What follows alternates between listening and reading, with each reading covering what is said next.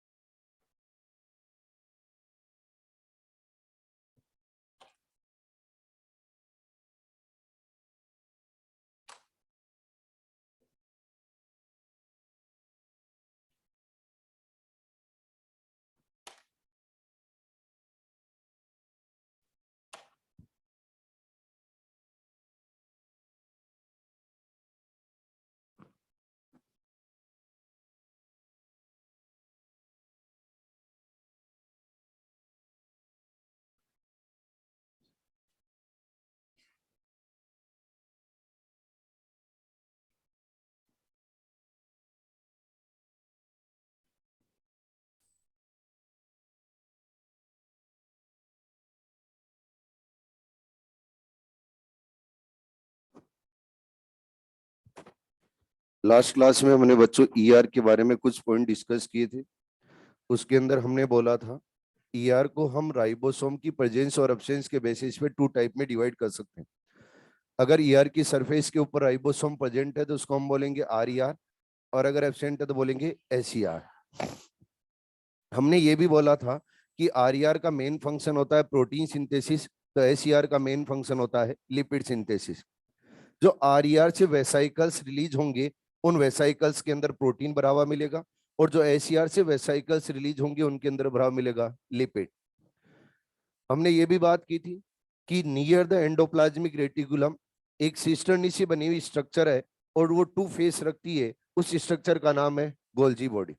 Golgi body two face रखता है, इसलिए गोल्जी बॉडी के लिए बोला जाता है कि वो पोलैरिटी शो करता है।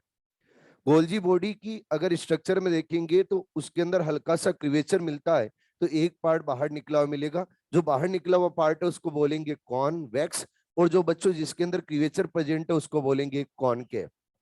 कॉन्वेक्स है, कॉन्वेक्स रहेगा टुवर्ड्स द न्यूक्लियस, और बच्चे कॉनकेव रहेगा टुवर्ड्स द सेल मेम्ब्रेन। आगे भी स्टार्ट करते हैं बच्चों। जो ईआर उस ईआर से लिपिड एंड प्रोटीन के वेसाइकल्स रिलीज हो रहे हैं, उन वेसाइकल्स को रिसीव किया जाता है गोल्जी बॉडी, और गोल्जी बॉडी इस गोल्जी बॉडी ने रिसीव किया तो वो रिसीव करता है बच्चों सिस फेस से। सिस फेस के ऊपर वो रिसीव करके उसके अंदर थोड़े बहुत चेंजेस करता है। चेंजेस करता है मतलब क्या करता है, फॉर्म करता है। अगर फॉर्म करता है तो इस फेस को क्या बोला गया है, फॉर्मिंग फेस। जब बच्चों फॉर्म करने के बाद में, चेंज करने के बाद में, उसके अंदर आगे अंदर जाने के बाद में लिपिड एंड प्रोटीन का करेगा मॉडिफिकेशन। जब मॉडिफिकेशन करता है तो Golgi body lipid and protein के साथ में अटैच कर देता है कार्बोहाइड्रेट। जब कार्बोहाइड्रेट अटैच करता है तो फिर बच्चों प्रोटीन के साथ में अगर कार्बोहाइड्रेट अटैच करेगा तो हम बोलेंगे ग्लाइकोप्रोटीन, और अगर लिपिड के साथ में कार्बोहाइड्रेट अटैच करेगा तो बोलेंगे ग्लाइकोलिपिड। जब भी ग्लाइकोलिपिड एंड ग्लाइकोप्रोटीन का सिंथेसिस करेगा तो कौन कर रहा है? Golgi body. तो आपसे क्वेश्चन पूछा जाए कि ग्लाइकोप्रोटीन एंड ग्लाइकोलिपिड कौन बना रहा है, तो ये आंसर क्या देना है? Golgi body. गोल्जी बॉडी यहाँ पे केमिकल मॉडिफिकेशन कर रहा है, तो मेन फंक्शन केमिकल मॉडिफिकेशन किसका होगा? गोल्जी बॉडी का। चाहे कोई सा भी केमिकल हो, उसका बच्चों मॉडिफिकेशन करना है तो उसका मॉडिफिकेशन कौन करेगा? Golgi body. अगर और देखें तो फिर जब बच्चों यहाँ पर ग्लाइकोप्रोटीन और ग्लाइकोलिपिड बनाया गया तो इस प्रोसेस को बोला जाता है ग्लाइकोसाइलेशन और ग्लाइकोसाइडेशन। ये ग्लाइकोसाइलेशन और ग्लाइकोसाइडेशन प्रोसेस कहाँ चल रही है? गोल्जी बॉडी में। तो हम बोलेंगे गोल्जी बॉडी जिस प्रोसेस को रन करता है उस प्रोसेस को क्या बोला जाता है? ग्लाइकोसाइलेशन और ग्लाइकोसाइडेशन। जब बच्चों केमिकल मॉडिफिकेशन हो जाएगा तो आफ्टर केमिकल मॉडिफिकेशन उस केमिकल की पैकेजिंग की जाएगी। अब आपसे पूछा जाए कि गोल्जी बॉडी को रॉ मटेरियल कौन प्रोवाइड करता है? Endoplasmic reticulum. अब गोल्जी बॉडी इस रॉ मटेरियल को मॉडिफाइड कर देता है, और जब मॉडिफाइड कर देगा तो आप जानते हो उसके बाद में उस मटेरियल की पैकेजिंग भी करनी जरूरी है। अगर आप पैकेजिंग किए बिना ही उसको रिलीज कर दोगे तो वो प्रॉपर टारगेट तक नहीं जा पाएगा, तो उसकी पैकेजिंग करनी जरूरी है। और जब पैकेजिंग करेंगे तो बच्चे गोल्जी बॉडी जिस फेज से रिसीव कर रहा है उस फेज से पैकेजिंग नहीं करेगा, उससे अपोजिट फेज से वो रिलीज करेगा। अगर अपोजिट फेज से वो रिलीज करेगा तो पैकेजिंग भी उसी फेज के ऊपर की जाएगी, और जिस फेज से वो रिलीज करेगा उसका नाम है ट्रांस। तो ट्रांस फेज के ऊपर बच्चों मॉडिफाइड केमिकल की पैकेजिंग की जा रही है, मेच्योर केमिकल की पैकेजिंग की जा रही है, इसलिए इस फेज को क्या बोल दिया जाता है? Maturing phase. जब बच्चों पैकेजिंग की जाएगी तो आफ्टर पैकेजिंग उस मटेरियल को रिलीज किया जाएगा। लेकिन पैकेजिंग की बात आती है तो ईआर भी पैकेजिंग कर रहा था, गोल्जी बॉडी भी पैकेजिंग कर रहा है, तो दोनों में से मेन फंक्शन किसका रहेगा? पैकेजिंग का, गोल्जी बॉडी का। क्यों रहेगा? उसके पीछे रीजन ये है कि बच्चों मॉडिफाइड और फाइनल पैकेजिंग करने वाला कौन है? Golgi body. रॉ मटेरियल की पैकेजिंग कौन कर रहा है? Endoplasmic reticulum. लेकिन उस मॉडिफाइड मटेरियल की पैकेजिंग कौन कर रहा है? Golgi body. इसलिए हम बोलेंगे पैकेजिंग भी मेन फंक्शन किसका रहेगा? गोल्जी बॉडी का। जब गोल्जी बॉडी बच्चों मटेरियल की पैकेजिंग करेगा तो फिर ट्रांसफेज से उसको पिन स्टॉप करेगा यानी रिलीज करेगा। जब बच्चों यहां से पिन स्टॉप कर दिया गया तो मेनी मटेरियल यहां से रिलीज किए जाते हैं। अब रिलीज किया गया तो आप ये भी देख रहे हो कि एंडोप्लाज्मिक रेटिकुलम भी बहुत सारे वेसाइकल्स को बना बना के रिलीज कर रहा है। इसके अलावा गोल्जी बॉडी भी वेसाइकल्स को रिलीज कर रहा है।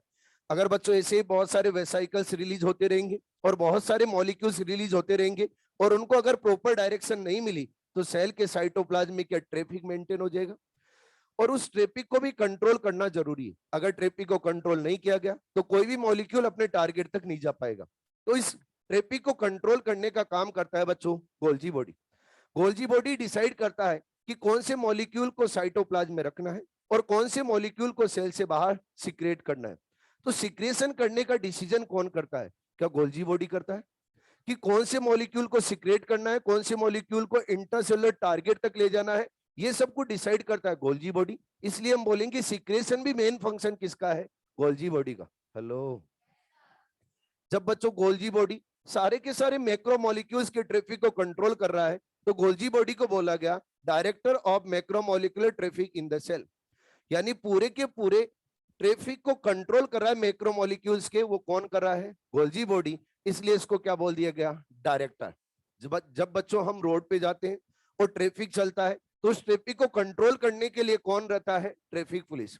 वो ट्रैफिक पुलिस ट्रैफिक को प्रॉपर गाइडेंस देता है तो पूरा का पूरा ट्रैफिक है वो कंट्रोल हो जाता है। ऐसे ही यहाँ पे मैक्रोमोलिक्यूल्स का जो ट्रैफिक है उस ट्रैफिक को कंट्रोल कौन कर रहा है? Golgi body.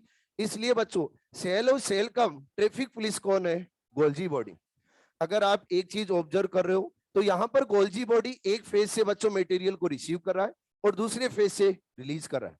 जब बच्चों कोई पर्सन एक फेज से एक हाथ से लेता है और दूसरे हाथ से देता है तो उसको बोला जाता है मिडल मैन। क्या बोला जाता है? Middle man. गोल्जी बॉडी ऐसे कर रहा है, एक फेज से मटेरियल को ले रहा है और दूसरे फेज से दे रहा है, तो इसको बोल दिया जाएगा middle man of the cell. क्या बोला जाएगा? Middle man of the cell. अरे समझ में तो आ रहा है? जब बच्चों यहां से मटेरियल रिलीज हुआ तो मटेरियल रिलीज होने के बाद में सिक्रेशन कौन से को करना है कौन से को नहीं करना है ये कौन डिसाइड करता है? Golgi body. लेकिन गोल्जी बॉडी की ट्रांसफेज से कुछ ऐसे भी वेसाइकल्स रिलीज होते हैं जिन वेसाइकल्स के अंदर भरे रहते हैं बच्चे डाइजेस्टिव एंजाइम। क्या भरे रहते हैं? Digestive enzyme. ये डाइजेस्टिव एंजाइम से भरे हुए वेसाइकल्स है, इन्हीं को आप बच्चों बोलते हो लाइसोसोम। क्या बोलते हो? लाइसोसोम। यानी लाइसोसोम और लाइसोसोम का फॉर्मेशन कौन कर रहा है? Golgi body. Only Golgi body lysosome का फॉर्मेशन नहीं कर सकता। क्यों नहीं कर सकता? क्योंकि बच्चे जो मटेरियल और मटेरियल प्रोवाइड करवाता है ईआर, यानी जो भी रॉ मटेरियल रहेगा लाइसोसोम के लिए वो कौन देगा? ईआर। तो बच्चे ईआर एंड गोल्जी बॉडी दोनों मिलके किसका फॉर्मेशन करते हैं? लाइसोसोम। मैंने बोला है लाइसोसोम के इनसाइड भरे रहते हैं डाइजेस्टिव एंजाइम। क्या भरे रहते हैं? Digestive enzyme. जब डाइजेस्टिव एंजाइम भरे रहते हैं तो लाइसोसोम का फंक्शन क्या रहेगा? क्या डाइजेशन? अरे क्या रहेगा? डाइजेशन। आप सभी जानते हो डाइजेस्टिव एंजाइम का फंक्शन क्या होगा? डाइजेशन। तो लाइसोसोम और लाइसोसोम का भी फंक्शन क्या रहेगा? डाइजेशन। अब बच्चों हमने 3 सेल ऑर्गेनल्स के बारे में तो बात की। ईआरओ ईआर मटेरियल को बना के रिलीज कर रहा है, गोल्जी बॉडी उसको मॉडिफाइड कर रहा है, और थर्ड सेल ऑर्गेनल को दे रहा है जिसका नाम क्या है? लाइसोसोम। लेकिन वेक्यूलस वेक्यूल का क्या फंक्शन रहेगा? यहाँ पे वेक्यूल का कैसे फंक्शन इनसे कोऑर्डिनेशन रखता है वो भी समझना है। बच्चों वेक्यूल के इनसाइड जितना भी वेस्ट मटेरियल होता है उसको स्टोर किया जाता है। आप सभी जानते हो ईआर उस ईआर में चल रही है बच्चे केमिकल रिएक्शन। जब ईआर केमिकल रिएक्शन रन कर रहा है तो यहां से वेस्ट मटेरियल रिलीज होगा। जब भी केमिकल बनाएंगे तो वेस्ट मटेरियल तो रिलीज होना ही होना है। उसके साथ में गोल्जी बॉडी केमिकल का मॉडिफिकेशन कर रहा है, और जब केमिकल का मॉडिफिकेशन कर रहा है तो यहां से भी वेस्ट मटेरियल रिलीज होगा। जब बच्चों लाइसोसोम के अंदर डाइजेस्टिव एंजाइम है तो वो डाइजेशन करेगा, और जब डाइजेशन करेगा तो वहां से भी वेस्ट मटेरियल रिलीज होगा। वो सारा वेस्ट मटेरियल है वो रिसीव कौन करता है? वैक्यूल। अब मुझे बताइए वैक्यूल इन तीनों से वेस्ट मटेरियल आ रहा है उसको रिसीव कर रहा है, तो क्या बच्चों इन चारों के जो फंक्शन ऑफ फंक्शन क्या कोऑर्डिनेशन रखते हैं? अरे बोलो। तो याद रखना है जो 4 सेल ऑर्गेनल है उनके फंक्शन कोऑर्डिनेशन रखते हैं, इसलिए इनको किस में रखा गया है? एंडोमेम्ब्रेन सिस्टम में। अरे ठीक है, थोड़ा सा और बात करते हैं ईआर के बारे में। बच्चों ईआर उस ईआर को हम देख रहे हैं, तो ये ईआर आप लोगों को मिलेगा तो कहां से कहां मिलेगा? Nuclear outer membrane to cell membrane continuous. हो सकता है कई बार नहीं भी हो, लेकिन कई बार मिलता है। जब मिलेगा तो आप मुझे बताइए क्या ये सेल है उस सेल को मैकेनिकल सपोर्ट देगा? अगर बच्चों nuclear membrane to cell membrane continuous है और मैं अगर सेल है सेल को यहां से प्रेस करता हूं तो क्या इजीली प्रेस हो पाएगी? नहीं। अगर इजीली प्रेस नहीं हो पाएगी तो मैं बोलूंगा ईआर सेल और सेल को प्रोवाइड कर रहा है मैकेनिकल सपोर्ट। अरे क्या प्रोवाइड कर रहा है? Mechanical support. ध्यान से सुनते जाएं जो पॉइंट बता रहा हूं। ईआर उस ईआर की सरफेस के ऊपर आप जानते हो राइबोसोम होते हैं, और कौन से ईआर की सरफेस पे? आरईआर। और वो राइबोसोम कौन से होते हैं? एटीएस। कौन से हैं? एटीएस। जब बच्चों सेल डिवीजन होता है तो सेल डिवीजन के टाइम सेल ऑर्गेनल्स को कर दिया जाता है डिसअपियर, और यहां तक न्यूक्लियस है उस न्यूक्लियस की मेम्ब्रेन को भी कर दिया जाता है डिसअपियर। जो सेल ऑर्गेनल डिसअपियर नहीं होते उनके अंदर एक तो होता है माइटोकॉन्ड्रिया और दूसरा होता है क्लोरोप्लास्ट। क्यों? क्योंकि दोनों के अंदर सेल्फ डुप्लीकेशन की कैपेसिटी होती है, वो किसी अदर के ऊपर डिपेंडेंट नहीं होते, अपने नंबर खुद ही इंक्रीज करते हैं। अगर बच्चों उनके अंदर सेल्फ डुप्लीकेशन की कैपेसिटी है तो वो कभी भी डिसअपियर नहीं होते। अगर वो डिसअपियर हो गए तो उनको रिफॉर्म करने वाला कोई भी नहीं होगा। लेकिन माइटोकॉन्ड्रिया और क्लोरोप्लास्ट को छोड़ के जितने भी अदर सेल ऑर्गेनल्स हैं उनकी मेम्ब्रेन का फॉर्मेशन कौन करता है? ईआर। कौन करेगा? ईआर। ईआर वो ईआर बच्चों प्रोटीन सिंथेसाइज करता है, और ईआर सिंथेसाइज करता है लिपिड। एसईआर वो एसईआर लिपिड सिंथेसाइज करता है, तो उसके अंदर फॉस्फोलिपिड सिंथेसाइज करेगा और बच्चे कोलेस्ट्रॉल सिंथेसाइज करेगा। यानी जितनी भी मेम्ब्रेन फॉर्म करनी होती है उन मेम्ब्रेन के लिए फॉस्फोलिपिड एंड कोलेस्ट्रॉल का सिंथेसिस कौन करता है? एसईआर। कौन करता है? एसईआर।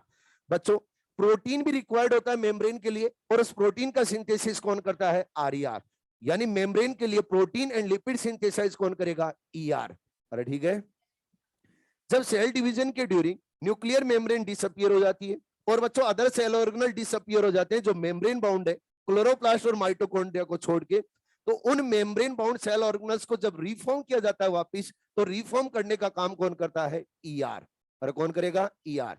तो आपसे क्वेश्चन पूछा जाए न्यूक्लियर मेम्ब्रेन को रिफॉर्म कौन करता है, तो क्या देना आंसर? Endoplasmic reticulum. लेकिन एग्जाम में क्वेश्चन पूछा जाता है कि न्यूक्लियर मेम्ब्रेन रिफॉर्म बाई, और उसके अंदर एक ऑप्शन दिया जाता है आरईआर और दूसरा ऑप्शन दिया जाता है एसईआर, और इन दोनों में से एक आपको चूज करना होता है। बताइए किसको करेंगे? है? देखो ऐसे टप्पा नहीं मारना है ना? आपके पास में रीजन हो तब बोलना, क्योंकि जिसने भी आरईआर या एसईआर बोला उससे मैं रीजन पूछूंगा कि क्यों। हाँ बताओ।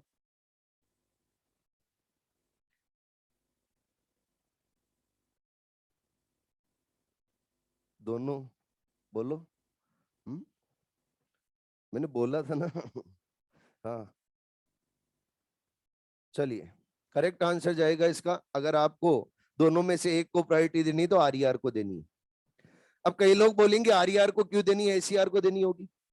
बच्चे जब हम देखेंगे तो न्यूक्लियस है, उस न्यूक्लियस की आउटर मेम्ब्रेन के ऊपर भी प्रेजेंट होते हैं राइबोसोम, और वो राइबोसोम होते हैं एटीएस राइबोसोम, और आरईआर की सरफेस के ऊपर भी क्या प्रेजेंट रहते हैं, एटीएस राइबोसोम। तो साइंटिस्ट ने और जो अदर लोग हैं वो बोलते हैं कि दोनों की नेचर सेम है, अगर दोनों की नेचर सेम है तो प्रायोरिटी किसको देनी है, आरईआर को। मैं भी जानता हूं, आप भी जानते हो, एसीआर के बिना कभी भी मेम्ब्रेन का फॉर्मेशन नहीं हो सकता, लेकिन प्रायोरिटी देनी है तो किसको देनी पड़ेगी, आरईआर को। अरे क्लियर है। आगे आगे बात करें तो Golgi body, Golgi body actual में क्या कर रहा है, क्या बच्चों, आरईआर, वो आरईआर जब प्रोटीन सिंथेसाइज करता है तो क्या ट्रांसलेशन कर रहा है। अरे जब प्रोटीन सिंथेसिस होता है तो क्या ट्रांसलेशन बोलते हैं प्रोसेस को, यस और नो। ट्रांसलेशन हो रहा है तो ट्रांसलेशन कौन कर रहा है, आरईआर। अब ट्रांसलेशन होने के बाद में जो प्रोटीन बना, उस प्रोटीन के अंदर चेंजेस कौन करता है, गोल्जी बॉडी। तो बच्चों पोस्ट ट्रांसलेशन मॉडिफिकेशन कौन करता है, गोल्जी बॉडी। यानी ट्रांसलेशन होने के बाद में उसके अंदर मॉडिफिकेशन करने वाला कौन है, गोल्जी बॉडी। तो यहां से भी क्वेश्चन पूछा जाता है, और क्वेश्चन में यह बोला गया है कि पोस्ट ट्रांसलेशन मॉडिफिकेशन करने वाला सेल ऑर्गेनल कौन सा है, गोल्जी बॉडी। अगला क्वेश्चन बच्चों, ग्लाइकोप्रोटीन एंड ग्लाइकोलिपिड का सिंथेसिस कौन करता है, गोल्जी बॉडी। लेकिन अगर गोल्जी बॉडी हो, गोल्जी बॉडी ऑप्शन में नहीं हो तो आंसर क्या देना है, ईआर। क्यों देना है, क्योंकि ग्लाइकोप्रोटीन और ग्लाइकोलिपिड फॉर्म करने के लिए रॉ मटेरियल कौन देता है, ईआर। आगे बात करें तो अगला क्वेश्चन आपसे पूछा जाएगा, ग्लाइकोसाइलेशन और ग्लाइकोसाइडेशन प्रोसेस रन कौन करता है, गोल्जी बॉडी।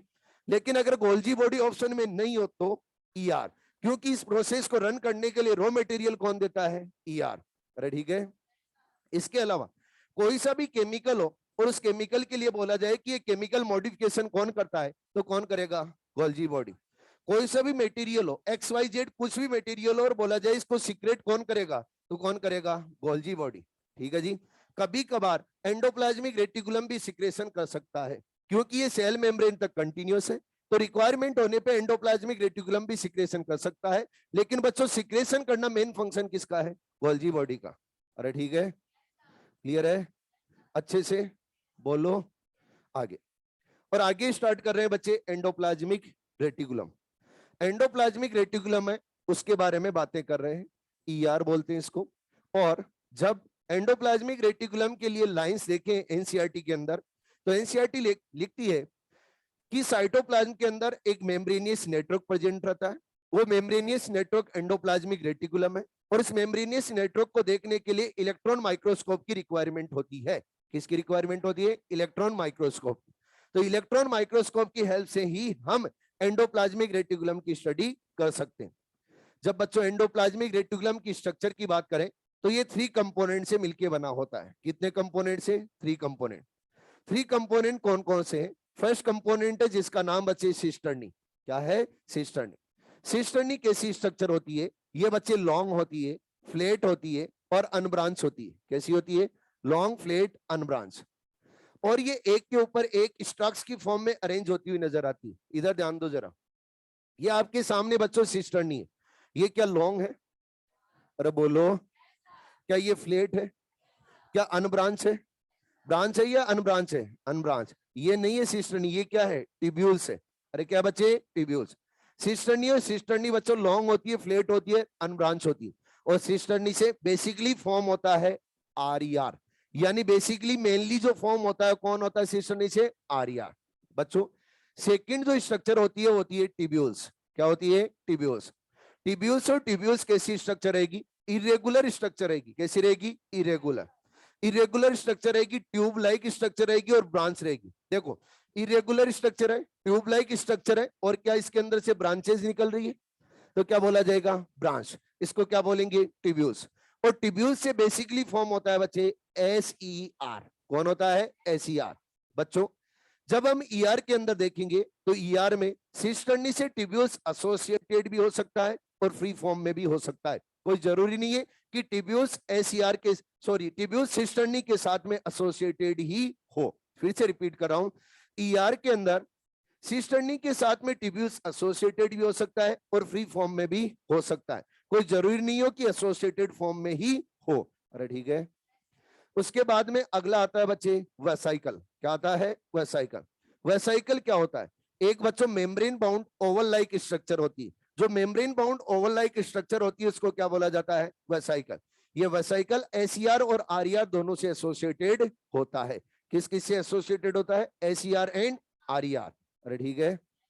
अगला पॉइंट, जब हम बच्चों ईआर उस ईआर के बारे में अगला पॉइंट जाने तो आपके मॉड्यूल के अंदर लिखा मिलेगा कि ईआर बनाता है सिस्टम ऑफ मेम्ब्रेन। आप सभी जानते हो सिस्टम ऑफ मेम्ब्रेन बनाने का रीजन क्या है? आप सभी जानते हो जब भी सेल डिवीजन होता है तो सेल डिवीजन के ड्यूरिंग जब भी मेम्ब्रेन बाउंड सेल ऑर्गेनल्स की मेम्ब्रेन को रिफॉर्म करना होता है तो कौन करता है? ईआर। तो बच्चों सिस्टम ऑफ मेम्ब्रेन कौन बनाता है? ईआर। इसके अलावा जब भी हम सेल को इलेक्ट्रॉन माइक्रोस्कोप के अंदर देखेंगे तो सेल के साइटोप्लाज्म में मेम्ब्रेन्स का बच्चों नेटवर्क नजर आता है। जो मेम्ब्रेन्स का नेटवर्क है वो क्या है? ईआर। तो सिस्टम ऑफ मेम्ब्रेन कौन बनाता है? ईआर। अगला पॉइंट आता है कि एंडोप्लाज्मिक रेटिकुलम है। ये एंडोप्लाज्मिक रेटिकुलम इंट्रासेलुलर स्पेस को 2 कंपार्टमेंट में डिवाइड करता है। इंट्रासेलुलर स्पेस का मतलब क्या है? सेल के इनसाइड जो स्पेस है उसको ये 2 कंपार्टमेंट में डिवाइड करता है। कैसे? उसको समझने से पहले एक पॉइंट और समझिए। मैंने बच्चों साइटोप्लाज्म के अंदर एक पाइप रखा है। क्या रखा है? पाइप। पाइप के इनसाइड स्पेस है और पाइप के आउटसाइड स्पेस है। तो क्या जब भी हम साइटोप्लाज्म के इनसाइड पाइप रख देते हैं तो इस साइटोप्लाज्म को ये पाइप क्या 2 पार्ट में डिवाइड करता है? एक तो बच्चों पाइप के इनसाइड का पार्ट और एक पाइप के आउटसाइड वाला पार्ट। सेम टू सेम यहां पर भी ऐसा ही हो रहा है। एंडोप्लाज्मिक रेटिकुलम है, एंडोप्लाज्मिक रेटिकुलम इंट्रासेलुलर स्पेस को 2 पार्ट में डिवाइड कर रहा है। कैसे? एक तो बच्चे ईआर के इनसाइड का पार्ट और एक ईआर के आउटसाइड का पार्ट। ईआर के इनसाइड के पार्ट को बोला जाता है लुमिनल। क्या बोला जाएगा? लुमिनल। और जो बच्चों आउटसाइड वाला पार्ट है उसको बोला जाएगा एक्स्ट्रा लुमिनल। क्या बोला जाएगा? एक्स्ट्रा लुमिनल। यानी ईआर के इनसाइड जितना भी मटेरियल है वो किसके अंदर आता है? लुमिनल में। और ईआर के आउटसाइड जितना मटेरियल है वो किसके अंदर आता है? एक्स्ट्रा लुमिनल में। समझ तो पा रहे हो? फिर बच्चों एंडोप्लाज्मिक रेटिकुलम है। इस एंडोप्लाज्मिक रेटिकुलम को राइबोसोम की प्रेजेंस और एब्सेंस के बेसिस पे 2 टाइप में डिवाइड करते हैं। कितने टाइप में? 2 टाइप में। एक को बोला गया है बच्चे आरईआर। क्या बोला गया है? आरईआर। और दूसरे को बोला गया है एसईआर। अगर मैं आरईआर की बात करूं तो ये आरईआर बच्चों सरफेस के ऊपर रखता है राइबोसोम। जब राइबोसोम रखता है तो ये ग्रेन्युलर है या एग्रेन्युलर है? ग्रेन्युलर। तो आरईआर को बोला जाता है ग्रेन्युलर। लेकिन एसईआर की सरफेस के ऊपर राइबोसोम रहते हैं एब्सेंट, तो इसको क्या बोला जाएगा? एग्रेन्युलर। जब हम बच्चों आरईआर की सरफेस के ऊपर देखेंगे तो क्या एटीएस राइबोसोम प्रेजेंट होंगे? अरे बोलो। जब एसईआर की सरफेस के ऊपर देखेंगे तो एटीएस राइबोसोम रहेंगे एब्सेंट। जब बच्चों राइबोसोम और राइबोसोम को अटैच करना है तो ऐसे तो अटैच होंगे नहीं। ऐसे तो है नहीं कि हवा में आए चिपक गए। उनको अटैच करने के लिए किसी ना किसी केमिकल की रिक्वायरमेंट होती होगी। तो जब हम आरईआर उस आरईआर की सरफेस के ऊपर एटीएस राइबोसोम को अटैच करेंगे तो उनको अटैच करने के लिए एक प्रोटीन रिक्वायर्ड होती है और उस प्रोटीन का नाम है राइबोफोरिन प्रोटीन। क्या नाम बच्चे? Ribophorin protein. तो राइबोफोरिन प्रोटीन यहाँ पे आएगी और ये राइबोफोरिन प्रोटीन फिर राइबोसोम इस राइबोसोम को यहाँ पे अटैच करेगी। आप लोगों को मैंने बता रखा है जब राइबोसोम अटैच होगा तो कौन सी सरफेस से अटैच होगा? 60s या 40s? 60s यानी लार्ज यूनिट है उससे अटैच होगा। और यहाँ पे जो रेड कलर से दिखाया गया है ये क्या है बच्चे? राइबोफोरिन। अरे क्या है? Ribophorin protein. तो ये राइबोफोरिन प्रोटीन भी बच्चों 2 टाइप की होती है। एक होती है ribophorin first and ribophorin second. ये ribophorin first and second RER की सरफेस के ऊपर होगी प्रेजेंट। लेकिन एसईआर है उस एसईआर की सरफेस के ऊपर राइबोफोरिन फर्स्ट एंड सेकंड रहेगी एब्सेंट। क्यों रहेगी? आप सभी जानते हो राइबोसोम भी नहीं है तो अटैच किसको करना है, इसलिए वहां पे राइबोफोरिन प्रोटीन रहेगी एब्सेंट। अगला पॉइंट, आरईआर उस आरईआर का बेसिकली फॉर्मेशन कौन करता है? सिस्टर्नी या टिब्यूल्स? सिस्टर्नी। तो बच्चों आरईआर की स्ट्रक्चर के अंदर बेसिकली क्या मिलते हैं? सिस्टर्नी। और अगर हम देखेंगे एसईआर उस एसईआर की स्ट्रक्चर को बेसिकली कौन फॉर्म करता है? टिब्यूल्स। कौन फॉर्म करेगा? टिब्यूल्स। आरईआर उस आरईआर का मेन फंक्शन क्या रहेगा? Protein synthesis. फिर से सुनिए, आरईआर का मेन फंक्शन क्या रहेगा? Protein synthesis. क्या आरईआर कभी कभी सिक्रेशन भी कर सकता है? तो हम बोल सकते हैं कि आरईआर प्रोटीन सिंथेसिस करता है और कभी कभार क्या करता है, सिक्रेशन। बच्चों एसीआर, उस एसीआर का मेन फंक्शन क्या होगा, क्या लिपिड सिंथेसिस। और लिपिड सिंथेसिस के अंदर कौन सा लिपिड करता है, एक तो बच्चे फोस्फोलिपिड, और दूसरा लिपिड है वो कौन सा है, कोलेस्टेरॉल। तो कोलेस्टेरॉल एंड फोस्फोलिपिड का सिंथेसिस कौन करता है, एसीआर। बच्चों इसके अलावा एसीआर, वो एसीआर कुछ स्पेशल फंक्शन भी करता है, जैसे ग्लाइकोजन मेटाबॉलिज्म करवाना। ग्लाइकोजन आप लोग सभी जानते हो एनिमल्स का स्टोर्ड फूड है। हेलो, ग्लाइकोजन एनिमल्स का स्टोर्ड फूड है, और उसका मेटाबॉलिज्म करवाने में कौन हेल्प करता है, एसीआर। एक इंपॉर्टेंट फंक्शन और बच्चों, एनिमल स्टेरॉयडल हार्मोन का सिंथेसिस करता है। एनिमल्स के अंदर स्टेरॉयडल हार्मोन कौन से होते हैं, बताओ।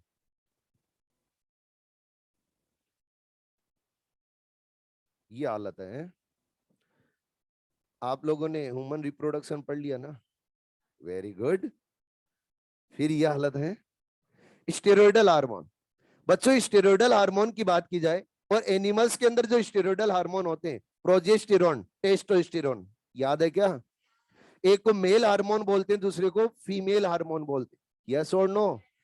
तो जो स्टेरॉयडल हार्मोन है, प्रोजेस्टेरॉन एंड टेस्टोस्टेरॉन, इनका सिंथेसिस कौन करवाता है, एसीआर। अच्छे से दिमाग में रखना, प्लांट हार्मोन नहीं होते स्टेरॉयडल हार्मोन, कौन से होते हैं, एनिमल हार्मोन। तो एनिमल स्टेरॉयडल हार्मोन का सिंथेसिस कौन करवाता है, एसीआर। और वो कौन से, प्रोजेस्टेरॉन एंड टेस्टोस्टेरॉन। हेलो, आगे बात करें तो बच्चों अगले कुछ मॉडिफिकेशन दिए गए।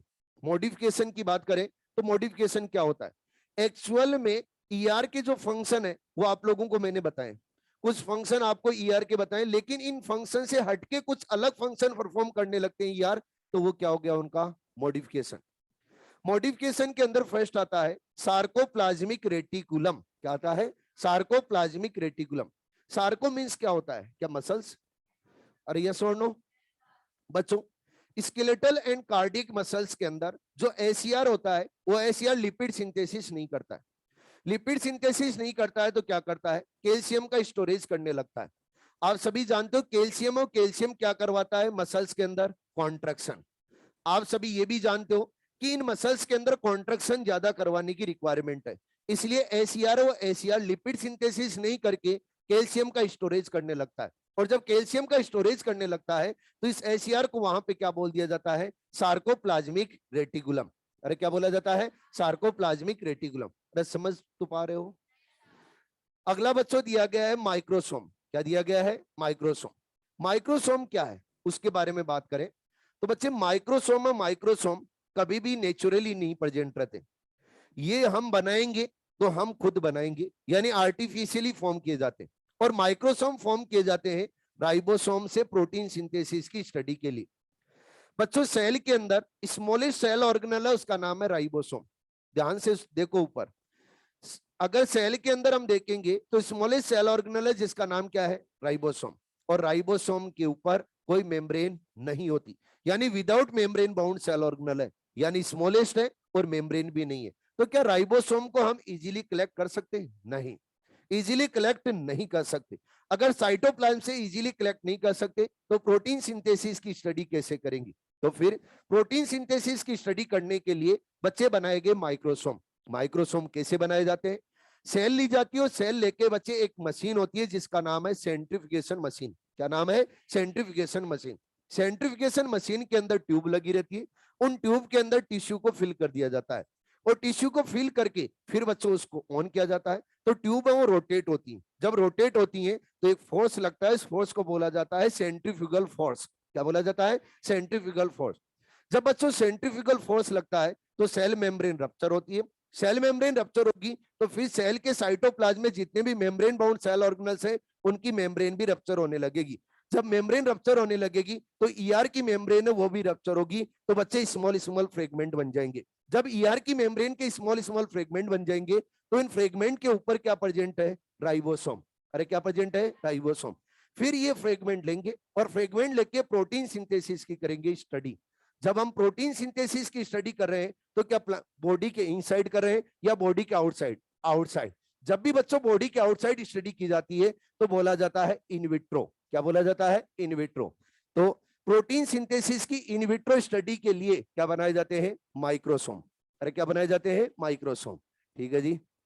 अगला आगे देखें तो फंक्शन, फंक्शन की बात करें तो सबसे पहला फंक्शन है ईआर का, वो है मैकेनिकल सपोर्ट। ऊपर देखो सारे मैंने बता रखे हैं सारे। पहला फंक्शन कौन सा है? Mechanical support. मैकेनिकल सपोर्ट कैसे देता है बच्चों? ये न्यूक्लियर के outer membrane to cell membrane continuous है। अगर कंटिन्यूअस है तो क्या सपोर्ट देगा? अरे यस और नो? और ये मैकेनिकल सपोर्ट देता है किसके साथ में? माइक्रोफिलामेंट एंड माइक्रोट्यूब्यूल्स के साथ में। और माइक्रोफिलामेंट और माइक्रोट्यूब्यूल्स बच्चों सेल और सेल के साइटोप्लाज्म का स्केलेटन बनाते हैं। अगर सेल का स्केलेटन बनाते हैं तो बोला जाता है एंडोस्केलेटन। आपको आगे पढ़ाऊंगा मैं माइक्रोट्यूब्यूल माइक्रोफिलामेंट क्या होते हैं। जब बच्चों ये स्केलेटन बनाते हैं तो उनके साथ में ईआर भी क्या बना रहा है? उसका स्केलेटन। तो सेल और सेल का एंडोस्केलेटन बनाने के लिए रेस्पॉन्सिबल कौन होते हैं? ईआरबी। और कौन होते हैं? ईआरबी। और अगर देखें तो बच्चों ये जो सेल इसकी मेम्ब्रेन है ईआर की, वो मेम्ब्रेन क्या अपना सरफेस एरिया इंक्रीज करी? अरे बोलो, सरफेस एरिया इंक्रीज कैसे करी है? क्या फोल्ड होके? ये फोल्ड होके क्या करिए? सरफेस एरिया इंक्रीज करिए। और आप सभी ये जानते हो मेम्ब्रेन और मेम्ब्रेन लिविंग होती। अगर मेम्ब्रेन लिविंग होती है और अपना सरफेस एरिया इंक्रीज कर रही है तो क्या मेटाबॉलिक रिएक्शन हो इंक्रीज हो रही है डिक्रीज हो रही है? तो बच्चे एंडोप्लाज्मिक रेटिकुलम है, ये एंडोप्लाज्मिक रेटिकुलम मेटाबॉलिक रिएक्शंस को करता है इंक्रीज। इसके अलावा एंडोप्लाज्मिक रेटिकुलम क्या इंट्रासेलुलर एक्सचेंज कर रहा है? सेल के इनसाइड ही क्या एक्सचेंज कर रहा है? आपको सब कुछ बता रखा है फिर भी आप मेरे मुंह की तरफ देख रहे हो। बच्चों एंडोप्लाज्मिक रेटिकुलम है, ये एंडोप्लाज्मिक रेटिकुलम मटेरियल को फॉर्म करके क्या यहां से रिलीज करता है? और रिलीज करके क्या गोल्जी बॉडी तक पहुंचा रहा है?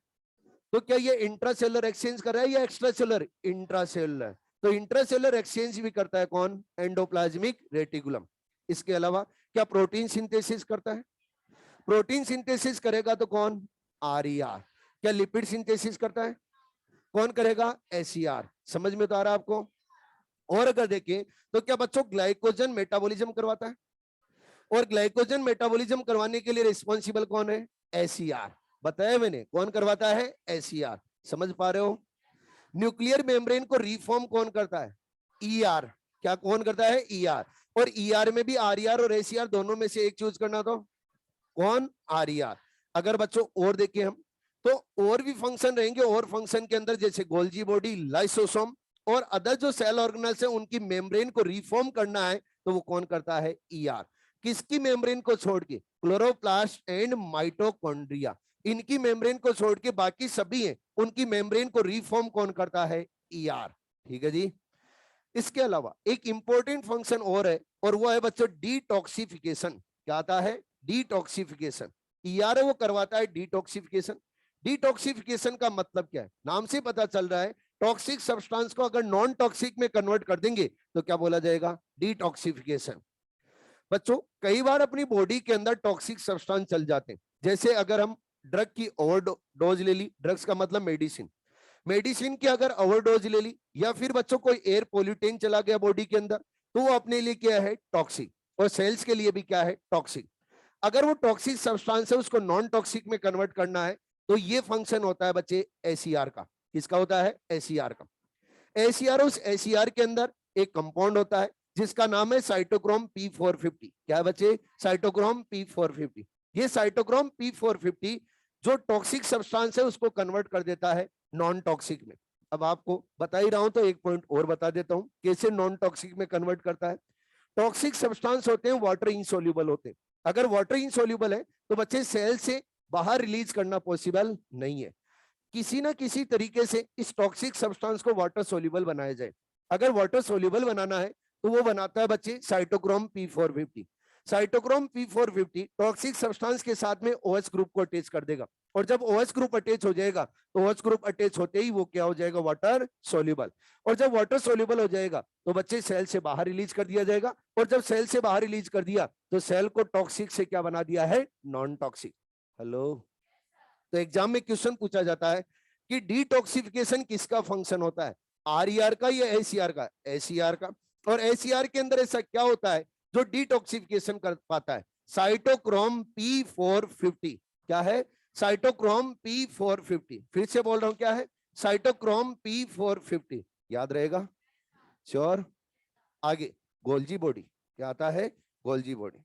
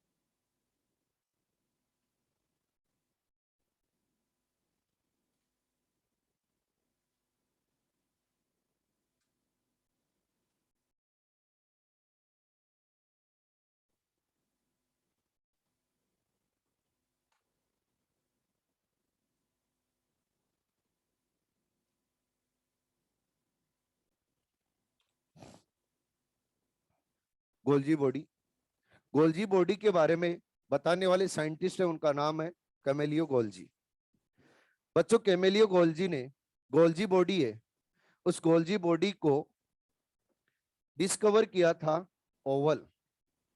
किसे किया था? ओवल। उल्लू जानते हो ना? उल्लू, उल्लू की मसल से, उन मसल से बच्चे गोल्जी बॉडी को डिस्कवर किया था। गोल्जी बॉडी को डिस्कवर करने के लिए उन्होंने एक डाई का यूज किया था। उस डाई का नाम है सिल्वर क्रोमेट। नहीं याद रखो तो भी चलता है, लेकिन बता रहा हूं आपको, ध्यान में रहना चाहिए। डाई यूज में ली थी स्टेनिंग के लिए। उस डाई का नाम क्या है? Silver chromate. सिल्वर क्रोमेट से जब बच्चे ओवल मसल्स को उन्होंने स्टेन किया, तो स्टेन करने के बाद में देखा तो उनको नजर आया नियर द न्यूक्लियस एक स्ट्रक्चर। और नियर द न्यूक्लियस जो स्ट्रक्चर उनको नजर आई, उस स्ट्रक्चर को उन्होंने बोला बच्चे गोल्जी बॉडी। क्या बोला? Golgi body.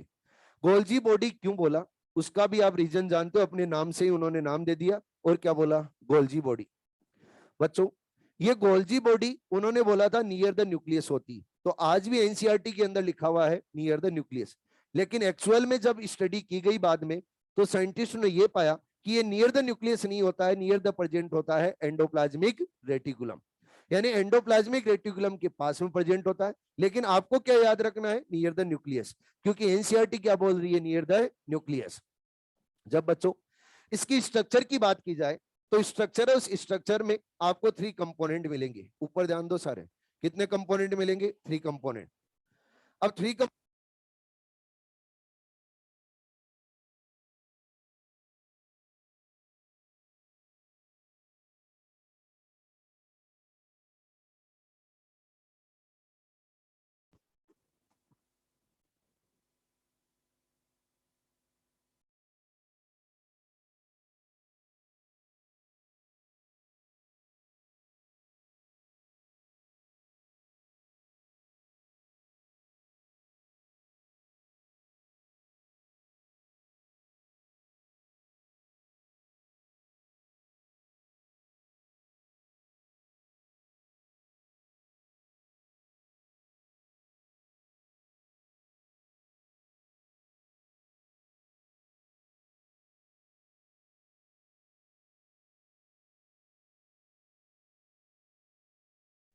बाकी बातें बाद में, आगे। जब बच्चों हम गोल्जी बॉडी को देखते हैं, तो गोल्जी बॉडी की स्ट्रक्चर के अंदर भी आपको कितने कंपोनेंट मिलेंगे? 3 कंपोनेंट कौन कौन से? Cisternae, tubules and vesicles. कौन कौन से हैं? Cisternae, tubules and vesicles. आप बोलोगे सर जब ईआर, उस ईआर में भी देखा तो cisternae, tubule, vesicle. Golgi body में भी देखा तो इसके अंदर भी सिस्टर्नी, ट्यूब्यूल, वेसाइकल। दोनों की स्ट्रक्चर में डिफरेंस क्या है? फिर दोनों की स्ट्रक्चर तो सेम होगी, डिफरेंस क्या है? डिफरेंस है बच्चे, हमने बोला था कि ईआर, उस ईआर के अंदर सिस्टर्नी के साथ में ट्यूब्यूल्स एसोसिएटेड भी हो सकते हैं और फ्री फॉर्म में भी हो सकते हैं। लेकिन बच्चों गोल्जी बॉडी के अंदर ऐसा नहीं होगा। गोल्जी बॉडी के अंदर सिस्टर्नी के साथ में ट्यूब्यूल्स एसोसिएटेड ही रहेंगे। गोल्जी बॉडी के अंदर सिस्टर्नी के साथ में ट्यूब्यूल्स एसोसिएटेड ही रहेंगे। इसके अलावा ईआर के अंदर ट्यूब्यूल्स एंड सिस्टर्नी बच्चे स्केटर्ड मैनर में मिल सकते हैं। Tubules and cisternae scattered manner में मिल सकते हैं, लेकिन गोल्जी बॉडी के अंदर ये सारे बच्चे कॉम्पैक्ट फॉर्म में मिलेंगे। एक क्या बनाएंगे, कॉम्प्लेक्स। और जब ये कॉम्प्लेक्स बना रहे हैं तो इसीलिए इसको नाम दे दिया गया है गोल्जी कॉम्प्लेक्स। क्या बोल दिया गया है, गोल्जी कॉम्प्लेक्स। समझ में आया डिफरेंस? जब हम सिस्टर्नी की बात करें तो गोल्जी बॉडी भी बेसिकली तो किससे बना है बच्चों, सिस्टर्नी से। सिस्टर्नी की स्ट्रक्चर वैसी है जैसी आप लोगों को मैंने ईआर में बताई थी। ट्यूब्यूल्स की स्ट्रक्चर वैसी है जैसे मैंने आपको ईआर में बताई थी। वेसाइकल्स भी वैसे ही है जैसे आप लोगों को कहां पे बताए थे, ईआर में। अरे ठीक है। अब बच्चों हम गोल्जी बॉडी, इस गोल्जी बॉडी के अगर दूसरे भी नाम देखें तो गोल्जी बॉडी को बोला जाता है लाइपोकॉन्ड्रिया। क्या बोला जाता है, लाइपोकॉन्ड्रिया। कई लोग लाइपोकॉन्ड्रिया को माइटोकॉन्ड्रिया बोल देते हैं कि लाइपोकॉन्ड्रिया। लाइपोकॉन्ड्रिया किसको बोलते हैं, और पहला ऑप्शन है वो दिया जाता है माइटोकॉन्ड्रिया। तो कई लोग कॉन्ड्रिया से कॉन्ड्रिया मिला के आगे चलते हैं।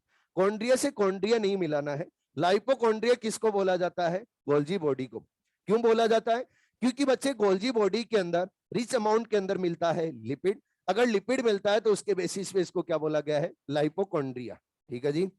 उसके बाद में अगर बात करें तो गोल्जी बॉडी को बच्चों डिक्टियोजोम भी बोला जाता है। और जो प्लांट गोल्जी बॉडी है उसको क्या बोला जाता है, डिक्टियोजोम। फिर से बोल रहा हूं, प्लांट गोल्जी बॉडी को क्या बोला जाता है, डिक्टियोजोम। बच्चों डिक्टियोजोम क्यों बोला जाता है, उसके पीछे रीजन। जब एनिमल गोल्जी बॉडी और प्लांट गोल्जी बॉडी को कंपेयर करेंगे तो एनिमल गोल्जी बॉडी के अंदर जो बच्चों सिस्टर्नी ट्यूब्यूल वेसाइकल्स हैं वो कॉम्पैक्ट फॉर्म में रहते हैं, बहुत ज्यादा कॉम्पैक्ट फॉर्म में रहेंगे।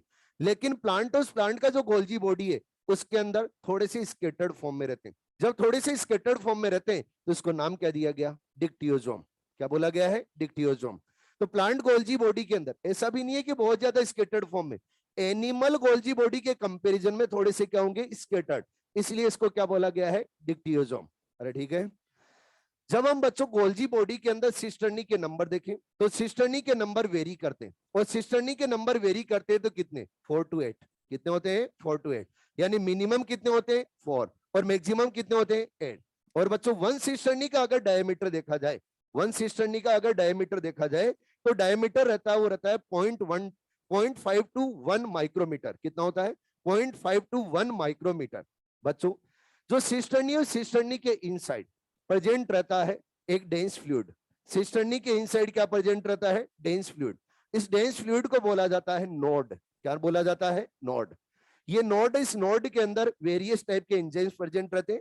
वो एंजाइम्स बच्चों करवाते हैं केमिकल मॉडिफिकेशन। क्या करवाते हैं, केमिकल मॉडिफिकेशन। यानी नोड है, वो नोड बच्चों डेंस फ्लूइड है, और इस डेंस फ्लूइड के अंदर क्या प्रेजेंट रहेंगे, वेरियस टाइप के एंजाइम्स। वो एंजाइम क्या करवाते हैं, केमिकल मॉडिफिकेशन। जब बच्चों हम गोल्जी बॉडी को देखते हैं तो गोल्जी बॉडी के अंदर 2 फेस देखने को मिलता है। एक के अंदर हल्का सा क्रिवेचर मिलेगा तो दूसरा बाहर निकला हुआ मिलेगा। जो बाहर निकला हुआ उसको क्या बोलेंगे, सिस, और जिसके अंदर क्रिवेचर है वो ट्रांस। सिस है, सिस को क्या बच्चों फॉर्मिंग फेस बोला जाता है। क्या बोला जाता है, फॉर्मिंग। और क्या बोलेंगे, कॉन्वेक्स। जो बच्चों ट्रांस है, ट्रांस को क्या बोला जाएगा, मेच्योरिंग। क्या बोला जाएगा, मेच्योरिंग। और इसी को एक और नाम दिया जाएगा, कॉनकेव। क्या बोला जाएगा, कॉनकेव। जब भी बच्चों रॉ मटेरियल को रिसीव किया जाता है तो रिसीव कौन से फेज से किया जाता है, सिस से। तो सिस के ऊपर जो भी वेसाइकल्स आएंगे, इन वेसाइकल्स को बोला जाएगा ट्रांजिशन वेसाइकल्स, या फिर बोला जाएगा ट्रांजिस्ट वेसाइकल। यानी ये अभी रॉ मटेरियल लेके आए तो इनको क्या बोला जाता है, ट्रांजिस्ट वेसाइकल। जब बच्चों यहां से ट्रांसफेज से वेसाइकल्स को पिन स्टॉप किया जाता है तो इनके अंदर मेच्योर मटेरियल भरा रहता है, तो इनको बोल दिया जाता है मेच्योर वेसाइकल्स। क्या बोल दिया जाता है, मेच्योर वेसाइकल्स। आप मुझे ये बताइए, क्या इसके अंदर बच्चों 2 फेस है? अरे क्या इसके अंदर 2 फेस है? 2 फेस है, लेकिन बच्चों दोनों की दोनों फेस आपस में इंटरकनेक्टेड होती है। अगर ये इंटरकनेक्टेड नहीं होती तो क्या यहां से मटेरियल को रिसीव करके क्या यहां पे रिलीज किया जाता? कभी भी रिलीज नहीं किया जा सकता था। इसीलिए आपसे कभी भी पूछा जाए कि सिस और ट्रांस फेस डिफरेंट डिफरेंट होती है, डिफरेंट डिफरेंट होती है, लेकिन दोनों की दोनों क्या रहेगी, इंटरकनेक्टेड। क्या रहेगी बच्चे, इंटरकनेक्टेड। समझ में तो आ रहा है? गोल्जी बॉडी बच्चों साइटोप्लाज्म में बना के रखता है जोन। क्या बना के रखता है, जोन।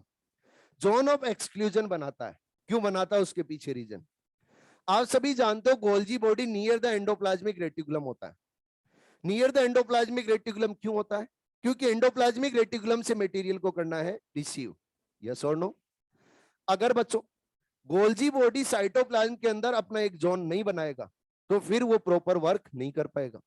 जोन बनाने का मतलब क्या है? साइटोप्लाज्म में गोल्जी बॉडी का एक प्रॉपर इलाका होता है, उस इलाके के अंदर और कोई नहीं आ सकता। कहने का मतलब जैसे कुत्तों का इलाका होता है वैसे ही साइटोप्लाज्म के अंदर गोल्जी बॉडी का भी इलाका रहेगा। जब बच्चों वहां पे गोल्जी बॉडी रहेगा, दूसरे सेल ऑर्गेनल नहीं आ सकते। तो क्यों नहीं आ सकते? उसके पीछे रीजन ये मैंने बोला, गोल्जी बॉडी है, ये ईआर है। इन दोनों के बीच में अगर अदर सेल ऑर्गेनल आ गए तो जो ईआर उस ईआर से मटेरियल रिलीज हो रहा है, क्या गोल्जी बॉडी तक जा पाएगा? नहीं। इसीलिए गोल्जी बॉडी सेल के साइटोप्लाज्म में क्या बना लेता है? जोन, और उस जोन के अंदर ओनली गोल्जी बॉडी रहता है। जब जोन बनाता है तो उसको क्या बोला जाता है? Zone of exclusion. तो याद रखना है, जोन ऑफ एक्सक्लूजन कौन बनाता है? Golgi body. ठीक है। और आपसे पूछा जाए सिस्टम ऑफ मेम्ब्रेन कौन बनाता है? ईआर। बच्चों इंट्रासेलुलर स्पेस को 2 कंपार्टमेंट में डिवाइड कौन करता है? ईआर। याद रहेगा अच्छे से। आगे गोल्जी बॉडी के बारे में और बात करते हैं। गोल्जी बॉडी मटेरियल को रिसीव करके क्या उसके अंदर केमिकल मॉडिफिकेशन करता है? ऊपर ध्यान दो और सारे आंसर दो। गोल्जी बॉडी के मटेरियल को रिसीव करके क्या उसके अंदर केमिकल मॉडिफिकेशन करता है? ईआर से जो प्रोटीन और लिपिड आया क्या उसके साथ में कार्बोहाइड्रेट अटैच करता है? और जब कार्बोहाइड्रेट अटैच करेगा तो क्या ग्लाइकोप्रोटीन ग्लाइकोलिपिड बनेगा? जब भी ग्लाइकोप्रोटीन और ग्लाइकोलिपिड बनाया जाता है तो प्रोसेस को क्या ग्लाइकोसाइलेशन ग्लाइकोसाइडेशन बोला जाता है? बच्चों कोई भी केमिकल हो, ये तो हमने एग्जांपल के लिए लिया है, ग्लाइकोप्रोटीन ग्लाइकोलिपिड हो, अदर कोई भी केमिकल और उसके अंदर मॉडिफिकेशन करना है तो कौन करेगा? Golgi body. जब बच्चों केमिकल मॉडिफिकेशन हो जाएगा तो उस केमिकल की फाइनल पैकेजिंग करनी, और फाइनल पैकेजिंग करने के लिए रिस्पॉन्सिबल कौन है? Golgi body. गोल्जी बॉडी की कौन सी फेज के ऊपर फाइनल पैकेजिंग होगी? सिस पे, ट्रांस पे? अगर ट्रांस पे हो रही है और फाइनल पैकेजिंग हो रही है तो बच्चों मेन फंक्शन पैकेजिंग किसका रहेगा? गोल्जी बॉडी का। जब पैकेजिंग हो जाएगी तो पैकेजिंग होने के बाद में बच्चे वेसाइकल्स को पिन स्टॉप किया जाएगा। तो वेसाइकल्स को पिन स्टॉप किया जाता है कौन से फेज से? ट्रांस से या सिस से? ट्रांस से। जब वेसाइकल्स को रिलीज किया गया तो उन वेसाइकल्स को प्रॉपर डायरेक्शन देने का काम भी कौन करता है? Golgi body. कौन से मटेरियल को इंट्रासेलुलर टारगेट तक भेजना है, कौन से मटेरियल को सेल से सीक्रेट करना है, ये कौन डिसाइड करता है? Golgi body. अगर गोल्जी बॉडी डिसाइड कर रहा है तो गोल्जी बॉडी का मेन फंक्शन क्या हो गया? सिक्रेशन। कोई भी आपको नाम मिले XYZ और बोले कि इसका सिक्रेशन कौन करेगा तो क्या देना आंसर? Golgi body. कई बार एग्जाम में इतने इतने बड़े कंपाउंड के नाम आते हैं और फिर बोला जाता है इसका सिक्रेशन कौन करेगा। कंफ्यूज हो जाता है स्टूडेंट कि ये मास्टर ने कभी बताया नहीं। कंफ्यूज होने की जरूरत नहीं है, वहां पे अगर सिक्रेशन बोल रहा है तो कौन करेगा? Golgi body. अरे ठीक है। आगे और देखें तो गोल्जी बॉडी के क्या फंक्शन होंगे। फर्स्ट फंक्शन तो आप लोगों को मैंने बता दिया है, सेल सिक्रेशन। समझ में आया आपको? अरे बोलो, क्या गोल्जी बॉडी को middle man of the cell बोलते हैं? क्या गोल्जी बॉडी को director of macromolecular in the cell बोलते हैं? क्या गोल्जी बॉडी को traffic police of the cell बोलते हैं? गोल्जी बॉडी है। गोल्जी बॉडी के अदर फंक्शन में देखेंगे तो लाइसोसोम फॉर्मेशन। लाइसोसोम फॉर्मेशन क्या ओनली गोल्जी बॉडी करता है? नहीं। गोल्जी बॉडी एंड ईआर दोनों मिलके बच्चों लाइसोसोम को फॉर्म करते हैं। तो याद रखना है, गोल्जी बॉडी एंड ईआर मिलके लाइसोसोम को फॉर्म करते हैं। फाइनल जो पैकेजिंग करता है लाइसोसोम की वो कौन करता है? Golgi body. Raw material provide करता है वो कौन करता है? ईआर। ठीक है। आगे बच्चों सेल वॉल मटेरियल का भी सिंथेसिस करता है गोल्जी बॉडी। याद हो तो आपको आप लोगों को बताया था हेमीसेलुलोज, पेक्टिन एंड लिग्निन, याद है क्या? और उसका सिंथेसिस कौन करता है? Golgi body. डिक्टियोसोम बताया था वहां पे। तो गोल्जी बॉडी और Golgi body cell wall material का भी सिंथेसिस करता है। इसके अलावा बच्चों आप लोगों को यह भी बताया था कि सेल प्लेट फॉर्मेशन होती है तो गोल्जी बॉडी का रोल रहता है। यानी ड्यूरिंग सेल डिवीजन जब बच्चों प्लांट सेल के अंदर साइटोकाइनेसिस होता है तो सेल के मिड में क्या बनती है? प्लेट। और उस प्लेट को बोला जाता है फ्रेगमोप्लास्ट। क्या बोला जाता है? फ्रेगमोप्लास्ट। और फ्रेगमोप्लास्ट का फॉर्मेशन करने के लिए जो गोल्जी बॉडी के वेसाइकल्स हैं, ये गोल्जी बॉडी के वेसाइकल्स भी यूज में आते हैं। और मेनली गोल्जी बॉडी ही बच्चों फ्रेगमोप्लास्ट करवाता है। तो सेल प्लेट फॉर्मेशन करवाने के लिए भी कौन रिस्पॉन्सिबल है? Golgi body. एक इंपॉर्टेंट फंक्शन और है बच्चों, ड्यूरिंग स्पर्मियोजेनेसिस एक्रोसोम का फॉर्मेशन करता है वो कौन करता है? Golgi body. आपने पढ़ रखा होगा, पढ़ रखा है तो कोई बात नहीं, मेरा भी यहाँ पे थोड़ी रेस्पॉन्सिबिलिटी है बताना तो बता रहा हूं। एक्रोसोम क्या होता है? क्या स्पर्म के हेड को बोला जाता है? अरे यस और नो? अब स्पर्म के हेड, उस हेड को बच्चों फॉर्म करता है तो कौन करता है? Golgi body. स्पर्मियोजेनेसिस के ड्यूरिंग जब भी बच्चों हेड बनाना होता है यानी एक्रोसोम बनाना होता है तो गोल्जी बॉडी, इस गोल्जी बॉडी के सारे कंपोनेंट पीछे की तरफ पुश हो जाते हैं और आगे की तरफ पुश होते हैं गोल्जी वेसाइकल। और ये गोल्जी वेसाइकल्स आगे की तरफ पुश होके क्या बना देते हैं बच्चे? अरे क्या बनाते हैं? एक्रोसोम। अब आपसे क्वेश्चन पूछा जाए एक्रोसोम फॉर्म बाय, आपको डायरेक्ट अगर ऑप्शन में मिले गोल्जी बॉडी तो गोल्जी बॉडी टिक करना है, और अगर गोल्जी बॉडी ऑप्शन में नहीं मिले और ऑप्शन में मिले गोल्जी वेसाइकल, गोल्जी ट्यूब्यूल्स या फिर मिले गोल्जी सिस्टर्नी, अब क्या टिक करोगे? Golgi vesicles. क्योंकि बच्चों आगे की तरफ पुश कौन होते हैं? हेड की तरफ वेसाइकल, और वेसाइकल्स पुश होके क्या बनाते हैं? हेड, मतलब एक्रोसोम बनाते हैं। तो एक्रोसोम फॉर्मेशन ड्यूरिंग स्पर्मियोजेनेसिस कौन करता है? Golgi body. और गोल्जी बॉडी के अंदर कौन करेगा? Golgi vesicle. क्लियर है? अरे समझ में आ रहा है? आप लोगों को दो दो बार बता दिया गोल्जी बॉडी, और दो बार क्या बता दिया है? ईआर। अब बात करते हैं किसके बारे में? लाइसोसोम।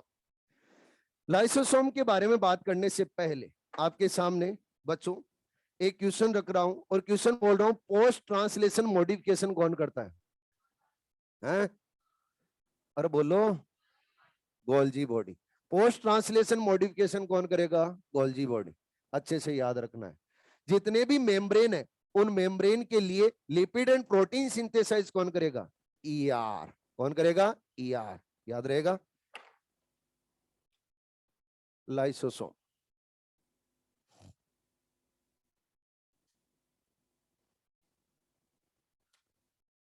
लाइसोसोम के बारे में बात करते हैं बच्चों। Lysosome single membrane bound cell organelle होता है। आप बोलोगे ईआर कितनी मेम्ब्रेन वाला है? सिंगल। Golgi body single. तो याद रखना है, अभी तक हमने दो सेल ऑर्गेनल्स को डिटेल में पढ़ा है और दोनों सेल ऑर्गेनल्स के अंदर सिंगल मेम्ब्रेन मिलती है। थर्ड सेल ऑर्गेनल स्टार्ट कर रहे हैं लाइसोसोम, इसके अंदर भी बच्चों सिंगल मेम्ब्रेन प्रेजेंट होती है। तो lysosome single membrane bound cell organelle होता है, और लाइसोसोम का फॉर्मेशन करता है Golgi body and endoplasmic reticulum. बच्चों लाइसोसोम के अंदर अगर सिंगल मेम्ब्रेन प्रेजेंट है तो इसके इनसाइड क्या प्रेजेंट है? Digestive enzyme. क्या प्रेजेंट है? Digestive enzyme. और डाइजेस्टिव एंजाइम कितने टाइप की? 40 to 50 टाइप के डाइजेस्टिव एंजाइम मिलते हैं लाइसोसोम के इनसाइड। 40 to 50 टाइप के डाइजेस्टिव एंजाइम मिल सकते हैं।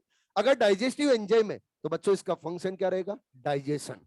अरे क्या रहेगा? डाइजेशन। तो यूकेरियोटिक सेल के अंदर डाइजेशन करवाने के लिए सेल ऑर्गेनल कौन सा है? लाइसोसोम। लेकिन बच्चों प्रोकैरियोटिक सेल है, उस प्रोकैरियोटिक सेल के अंदर क्या होगा? प्रोकैरियोटिक सेल के अंदर तो membrane bound cell organelles absent होते हैं। कई स्टूडेंट बोलेंगे प्रोकैरियोटिक सेल को क्या जरूरत है? बच्चों सभी को जरूरत होती है डाइजेशन की, तो प्रोकैरियोटिक सेल को भी रिक्वायर होगी डाइजेस्टिव एंजाइम की। तो वो डाइजेस्टिव एंजाइम कहां पे मिलेंगे उनके बारे में बात करते हैं। मेम्ब्रेन बाउंड सेल ऑर्गेनल तो एब्सेंट रहेगा, मतलब लाइसोसोम तो रहेगा एब्सेंट। बच्चों प्रोकैरियोटिक सेल के अंदर cell wall and cell membrane के बिटवीन एक स्पेस रहता है। क्या रहता है? स्पेस। ये मैंने सेल वॉल बताई है और ये बोली है बच्चे सेल मेम्ब्रेन। इन दोनों के बिटवीन क्या प्रेजेंट है? स्पेस। इस स्पेस को बोला जाता है पेरीप्लाज्मिक स्पेस। क्या बोला जाता है? Periplasmic space. और इस पेरीप्लाज्मिक स्पेस के इनसाइड भरे रहते हैं डाइजेस्टिव एंजाइम। ये एंजाइम्स बच्चों कॉम्प्लेक्स सब्सटेंस का भी डाइजेशन कर सकते हैं। कॉम्प्लेक्स सब्सटेंस का भी अगर डाइजेशन कर सकते हैं तो ये बच्चे लाइसोसोम की तरह क्या कर रहे हैं? वर्क। लेकिन एक्चुअल में ये लाइसोसोम नहीं है। क्या पेरीप्लाज्मिक स्पेस और लाइसोसोम के फंक्शन सेम है? अरे क्या पेरीप्लाज्मिक स्पेस और लाइसोसोम के फंक्शन सेम है? जिनके बच्चों फंक्शन सेम होते हैं उनके लिए टर्म यूज में ली जाती है एनालॉग्स। क्या यूज में ली जाती है? एनालॉग्स। जो फंक्शन में सिमिलर है एनालॉग्स, और जो स्ट्रक्चर में सिमिलर है वो बोला जाएगा होमोलॉग्स। क्या बोला जाएगा? होमोलॉग्स। ये अगर बच्चों पेरीप्लाज्मिक स्पेस और लाइसोसोम फंक्शन में सिमिलर है तो हम बोलेंगे एनालॉग्स। तो एग्जाम में क्वेश्चन पूछा जाता है कि प्रोकैरियोटिक सेल के अंदर लाइसोसोम के जैसे फंक्शन परफॉर्म करने के लिए कौन रिस्पॉन्सिबल? अरे क्या? Periplasmic space. तो हम बोलेंगे periplasmic space is analogs to lysosome. अरे ठीक है बच्चों, यूकेरियोटिक सेल के अंदर हमने बोला लाइसोसोम प्रेजेंट है, ऊपर ही ध्यान रखें, आप जनरल बातें बता रहा हूं। यूकेरियोटिक सेल के अंदर लाइसोसोम प्रेजेंट है, लेकिन कोई ऐसी भी यूकेरियोटिक सेल है जिसके अंदर लाइसोसोम एब्सेंट होता है, और वो क्या है? Mammalian mature RBC. आप सभी जानते हो मेच्योर आरबीसी के अंदर तो कुछ भी नहीं होता है, यानी सारे सेल ऑर्गेनल डिसअपियर हो जाते हैं। तो लाइसोसोम का भी यहाँ पे कोई रोल नहीं रहेगा, वो भी क्या हो जाएगा, डिसअपियर। बच्चों हम अगर डब्ल्यूबीसी में देखेंगे तो डब्ल्यूबीसी के अंदर बहुत ज्यादा लाइसोसोम होते हैं। क्यों होते हैं? क्योंकि डब्ल्यूबीसी क्या करती है, फेगोसाइटोसिस। यस और नो? और अगर देखें तो प्लांट और एनिमल दोनों में कंपैरिजन करके देखते हैं कि प्लांट्स में लाइसोसोम ज्यादा होंगे या एनिमल सेल के अंदर। एनिमल सेल के अंदर क्यों होंगे बच्चों? एनिमल सेल के अंदर डाइजेस्टिव एंजाइम रखने के लिए ओनली क्या होता है, लाइसोसोम। लेकिन प्लांट सेल के अंदर डाइजेस्टिव एंजाइम रखने के लिए रेस्पॉन्सिबल होता है वेक्यूल भी, यानी वेक्यूल के अंदर भी डाइजेस्टिव एंजाइम मिलते हैं। इसके अलावा एक और प्रेजेंट रहता है वहां पे सेल ऑर्गेनल, जिसका नाम है स्पीरियोजोम। क्या नाम है? स्पीरियोजोम। इस स्पीरियोजोम के अंदर भी डाइजेस्टिव एंजाइम प्रेजेंट रहते हैं। अगर डाइजेस्टिव एंजाइम प्लांट सेल के अंदर लाइसोसोम के अलावा भी सेल ऑर्गेनल रखते हैं तो number of lysosome plant cell के अंदर अगर कम होंगे तो भी काम चल जाएगा। लेकिन एनिमल सेल के अंदर बच्चों लाइसोसोम के अलावा कोई other cell organelle digestive enzyme नहीं रखता है, तो बच्चे नंबर ऑफ लाइसोसोम प्लांट और एनिमल दोनों में कंपैरिजन करेंगे तो हाईली किस में मिलेंगे, एनिमल सेल में। अरे ठीक है। उसके बाद में अगर यूकेरियोट्स में देखें तो सबसे ज्यादा लाइसोसोम किसके अंदर मिलेंगे, फंजाई। फंजाई के अंदर क्यों मिलेंगे, उसके पीछे रीजन। फंजाई बच्चों सेल के इनसाइड डाइजेशन नहीं करता, सेल के बाहर डाइजेशन करता है। अगर आउटसाइड द सेल डाइजेशन करता है तो उसको बोला जाता है एक्स्ट्रा सेलुलर डाइजेशन। क्या बोला जाता है? Extra cellular digestion. जब बच्चों फंजाई एक्स्ट्रा सेलुलर डाइजेशन करता है तो उसको सेल से बाहर डाइजेस्टिव एंजाइम को रिलीज करना होता है। अगर डाइजेस्टिव एंजाइम को सेल से बाहर रिलीज करना होता है तो क्या मोड नंबर में लाइसोसोम चाहिए होंगे? अरे बोलो। तो हाईली लाइसोसोम आप लोगों को कहां मिलेंगे बच्चे, फंजाई में। समझ में आ रहा है? अगला पॉइंट, लाइसोसोम के इनसाइड बच्चों डाइजेस्टिव एंजाइम प्रेजेंट रहते हैं। और एंजाइम के लिए खास बात बता रहा हूं आप लोगों को, आगे भी काम में आएगी। एंजाइम से वो एंजाइम एक स्पेसिफिक टेम्परेचर और एक स्पेसिफिक पीएच के ऊपर ही ऑप्टिमम एक्टिविटी शो करते हैं। एवरी पीएच और एवरी टेम्परेचर के ऊपर ऑप्टिमम एक्टिविटी शो नहीं करते। यानी डिफरेंट डिफरेंट एंजाइम की ऑप्टिमम पीएच डिफरेंट डिफरेंट होती है। डिफरेंट डिफरेंट एंजाइम का ऑप्टिमम टेम्परेचर भी डिफरेंट डिफरेंट होता है।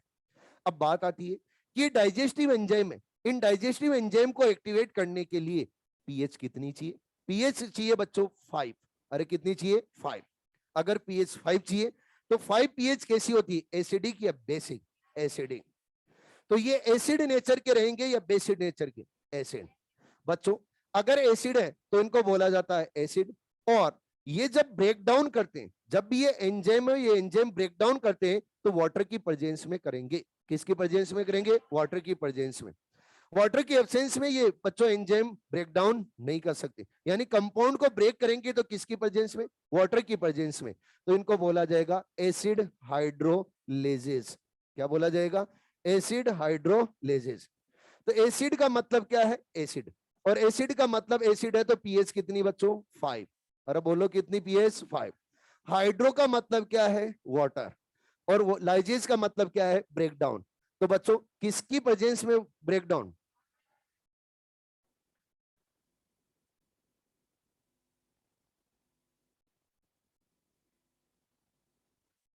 आपसे क्वेश्चन में ये पूछा जाएगा कि एसिड हाइड्रोलाइटिक एंजाइम किसके अंदर प्रेजेंट रहते हैं? एसिड हाइड्रोलाइटिक भी बोल दिया जाता है। तो एसिड हाइड्रोलाइटिक एंजाइम किस में मिलेंगे? लाइसोसोम। एसिड हाइड्रोलेजेज एंजाइम किसके अंदर मिलेंगे? लाइसोसोम। और ये कौन से एंजाइम है? क्या डाइजेस्टिव एंजाइम है? अरे कौन से एंजाइम है? Digestive enzyme.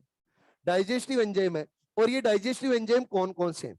बच्चे आप लोगों ने नाम सुना होगा कार्बोहाइड्रेट का, नहीं सुना तो कोई बात नहीं। कार्बोहाइड्रेट एंजाइम है, ये कार्बोहाइड्रेट का डाइजेशन करता है। प्रोटीएज है, वो प्रोटीन का डाइजेशन करता है। लाइपेज है, लिपिड का डाइजेशन करता है। न्यूक्लियेज है, न्यूक्लिक एसिड का डाइजेशन करता है। और ये सारे कौन से एंजाइम है? Digestive enzyme. और ये डाइजेस्टिव एंजाइम किसके अंदर मिलेंगे बच्चे? लाइसोसोम। अरे किसके अंदर? लाइसोसोम। बात ये आती है कि लाइसोसोम जब फॉर्म होता है तो फॉर्मेशन टाइम में लाइसोसोम के इनसाइड क्या पीएच 5 होती है? नहीं, पीएच 5 नहीं होती है। उस टाइम उसके अंदर पीएच और पीएच बच्चों साइटोप्लाज्म के इक्वल होती है। किसके इक्वल होती है? साइटोप्लाज्म। और बच्चों साइटोप्लाज्म और साइटोप्लाज्म में उसकी पीएच अगर देखेंगे तो अराउंड 7.2 होती है। कितनी होती है? 7.2। तो आप बोलोगे सर लाइसोसोम और लाइसोसोम के एंजाइम एक्टिवेट कैसे होंगे? वो समझते हैं। ये बच्चों मैंने आपके सामने बनाई है सेल। क्या बनाई है? सेल। और इस सेल के इनसाइड आपको बनाया ये लाइसोसोम। ये क्या बनाया है? लाइसोसोम। और इस लाइसोसोम के इनसाइड क्या प्रेजेंट है? Digestive enzyme. अरे बच्चों बोलो क्या है? Digestive enzyme. डाइजेस्टिव एंजाइम है। और ये स्टार्टिंग में बना है तो इसकी अभी पीएच कितनी है? 7.2। अरे कितनी है? 7.2। अब हमें पीएच इसकी कितनी करनी है? 5। 5 करनी है। तो पीएच, उस पीएच को कंट्रोल करना है तो H प्लस आयन चाहिए। क्या चाहिए? H plus ion. H plus ion की कंसंट्रेशन पे पीएच डिपेंड करती है। अगर H प्लस आयन की कंसंट्रेशन हाई है तो पीएच क्या होगी? लो। और अगर H प्लस आयन की कंसंट्रेशन लो है तो पीएच होगी ज्यादा। ज्यादा और कम का मतलब क्या है? कम होगी तो हम बोलेंगे एसिडिक, और ज्यादा होगी तो बोलेंगे बेसिक। अरे क्लियर है? अगर 7 से ज्यादा होगी तो क्या बोला जाएगा? बेसिक। और 7 से कम होगी तो क्या बोला जाएगा? एसिडिक। ये तो जानते हो। तो पीएच है, वो पीएच बच्चों एच प्लस आयन की कंसेंट्रेशन के इनवर्सली प्रोपोर्शनल टू होती है। किसके होती है? एच प्लस आयन की कंसेंट्रेशन के इनवर्सली प्रोपोर्शनल टू। जब भी एच प्लस आयन की कंसेंट्रेशन आप इंक्रीज करोगे पीएच होगी डिक्रीज। जब भी एच प्लस आयन की कंसेंट्रेशन को आप डिक्रीज करोगे पीएच क्या होगी? इंक्रीज।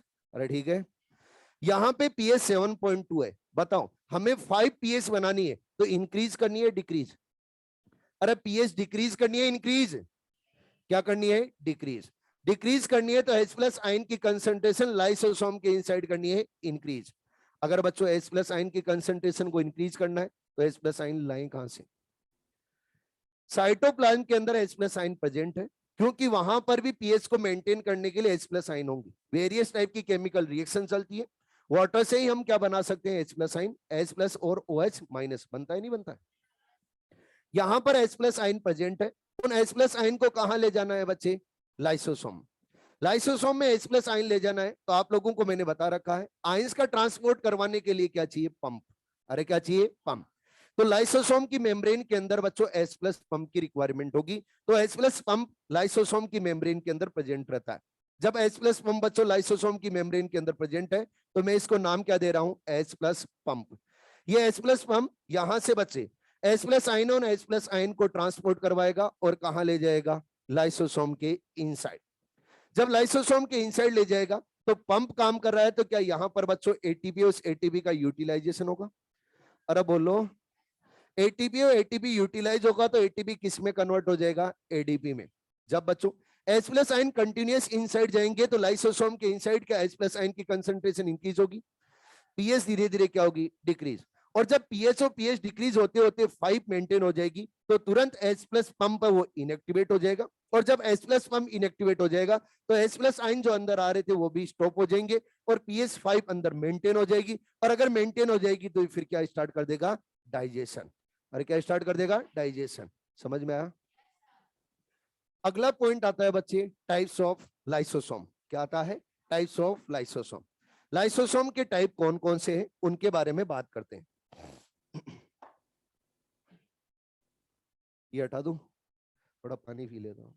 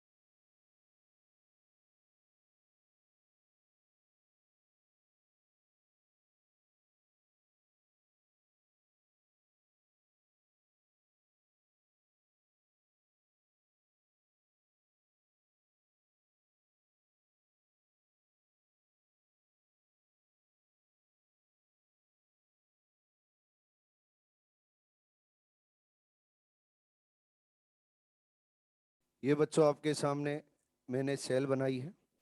इस सेल के साइटोप्लाज्म में गोल्जी बॉडी है। वो गोल्जी बॉडी फॉर्म कर रहा है लाइसोसोम। जो सबसे पहले लाइसोसोम बनता है, फर्स्ट नंबर पे बन रहा है, तो इस लाइसोसोम को नाम दिया जाता है प्राइमरी लाइसोसोम।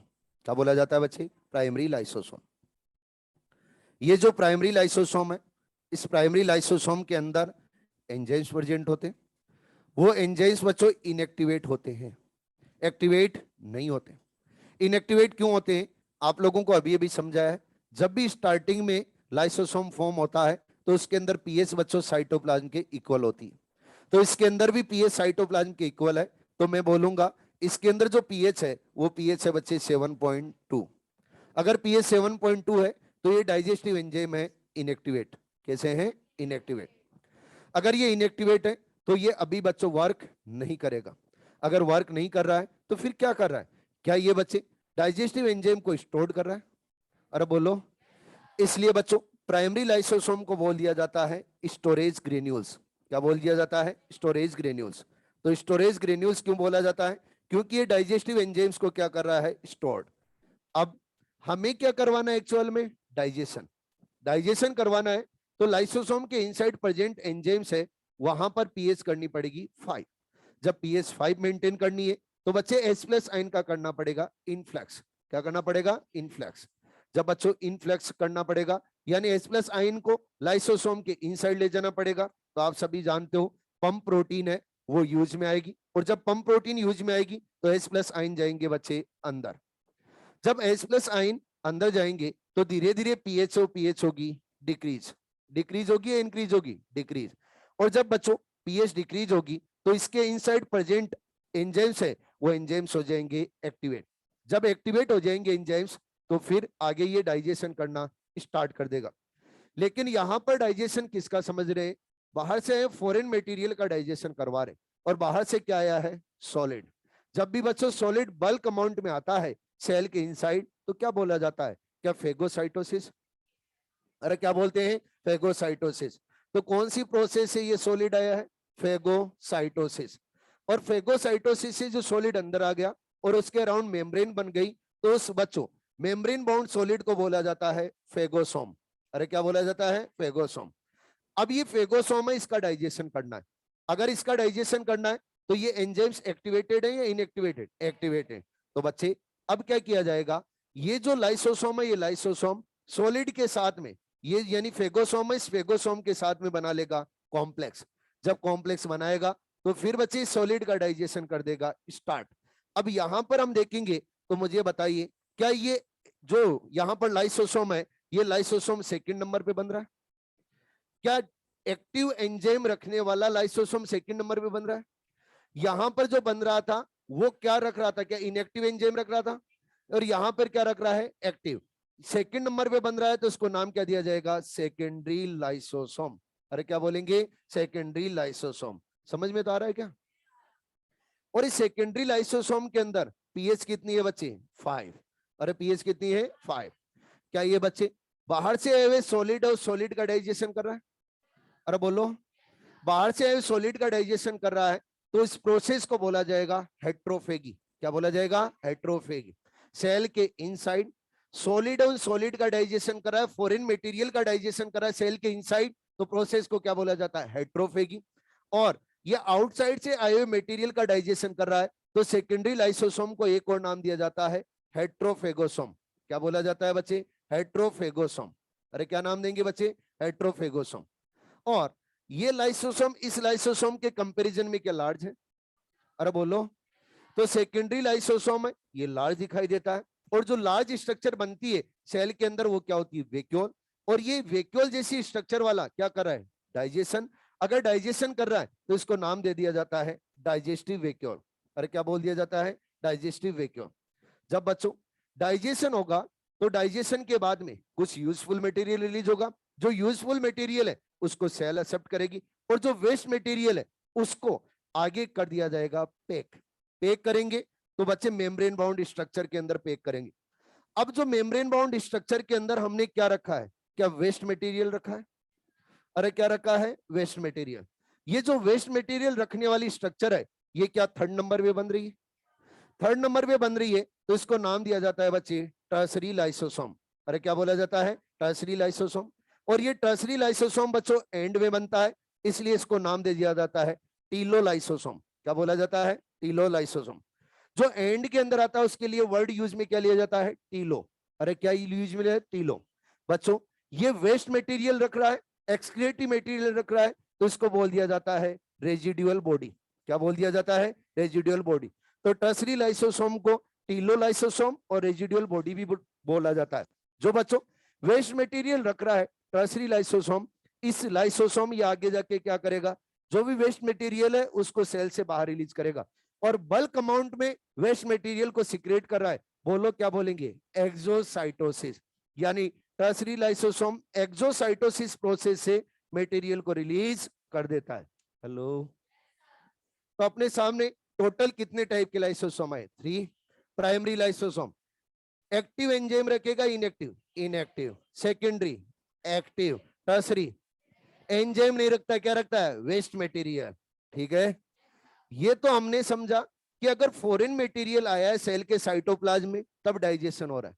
कई बार क्या होता है, सेल के इनसाइड प्रेजेंट सेल ऑर्गेनल्स, ध्यान से सुने पॉइंट, सेल के इनसाइड प्रेजेंट सेल ऑर्गेनल्स हैं वो ओल्ड हो जाते हैं या फिर बच्चों रप्चर हो जाते हैं। ओल्ड हो जाएंगे या इंजर्ड हो जाएंगे तो फिर वो कोई काम के नहीं है, सेल के लिए वो कोई काम के नहीं है। अगर नहीं है तो फिर सेल के अंदर प्रेजेंट लाइसोसोम उनको क्या कर देता है? डाइजेस्ट। जब डाइजेस्ट करता है तो कैसे करता है वो समझते हैं। इसी में समझा दूं क्या? हाँ, अलग बनाता हूं, सही नहीं समझ में आएगा, हटा दूंगे इसको? ठीक है।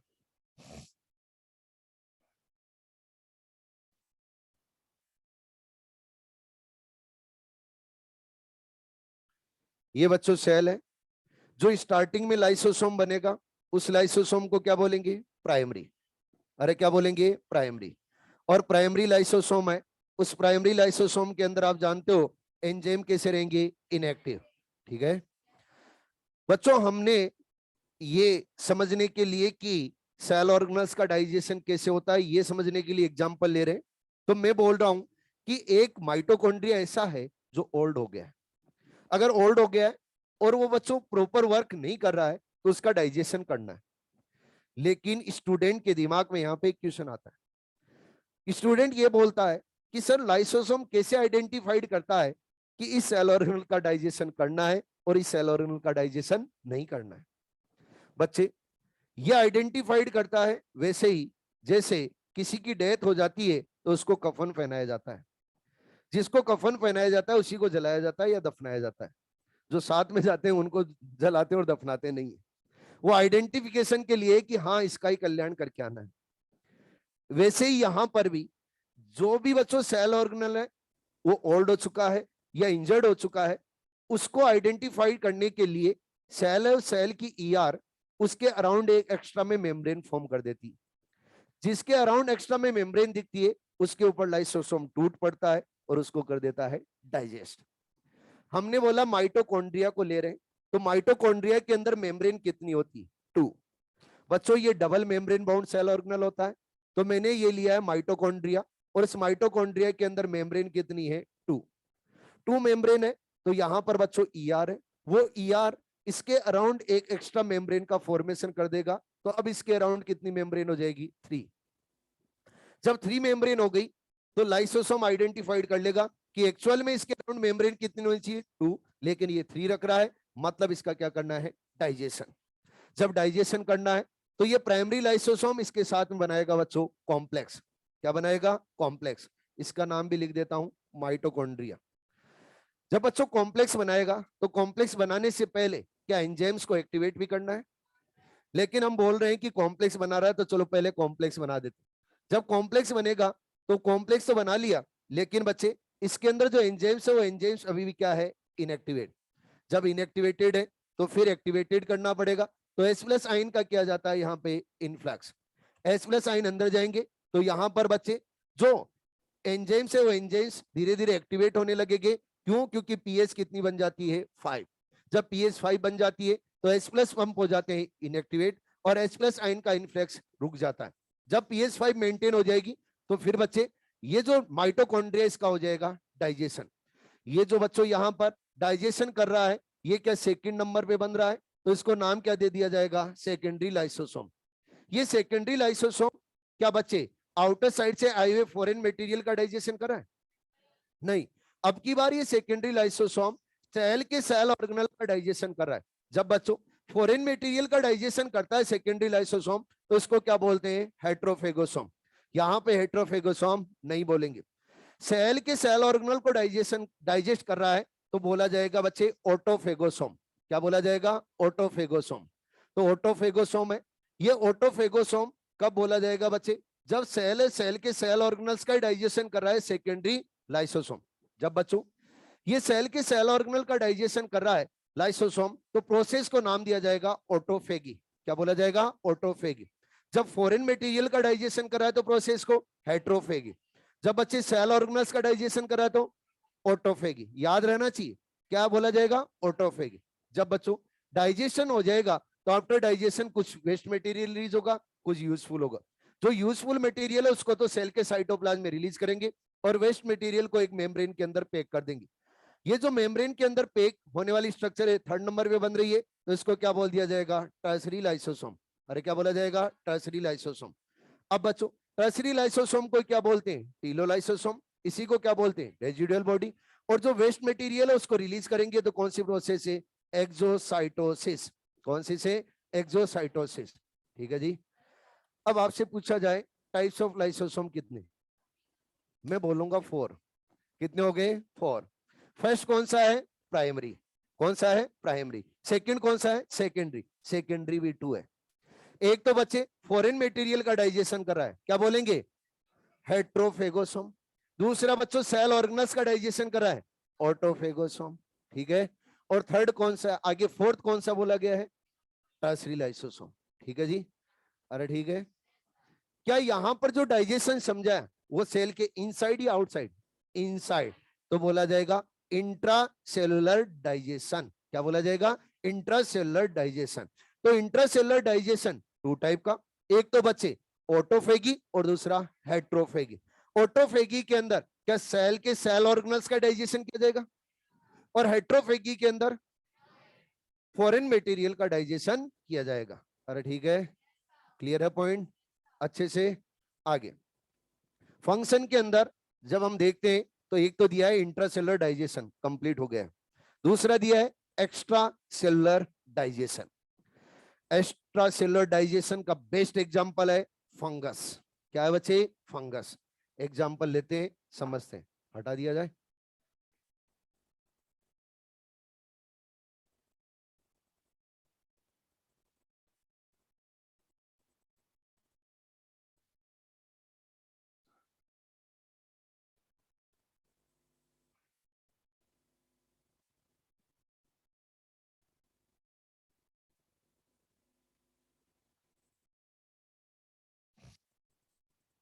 एक्स्ट्रा सेलुलर डाइजेशन का मतलब क्या है, आउटसाइड द सेल डाइजेशन। अगर सेल के आउटसाइड डाइजेशन कर रहे हैं तो क्या बोला जाएगा, एक्स्ट्रा सेलुलर डाइजेशन। बच्चों ये मैंने आपके सामने बनाया है फंगस, यानी ये फंजाई है। ये फंजाई है और ये फंजाई जब भी डाइजेशन करेगा सेल से बाहर करेगा। हमने बोला ये फंजाई ब्रेड के ऊपर ग्रोथ कर रहा है। ब्रेड फंजाई का मोस्ट फेवरेबल फूड होता है। तो ये बच्चों ब्रेड है, इस ब्रेड के ऊपर ग्रोथ कर रहा है तो इस ब्रेड को करना है डाइजेस्ट।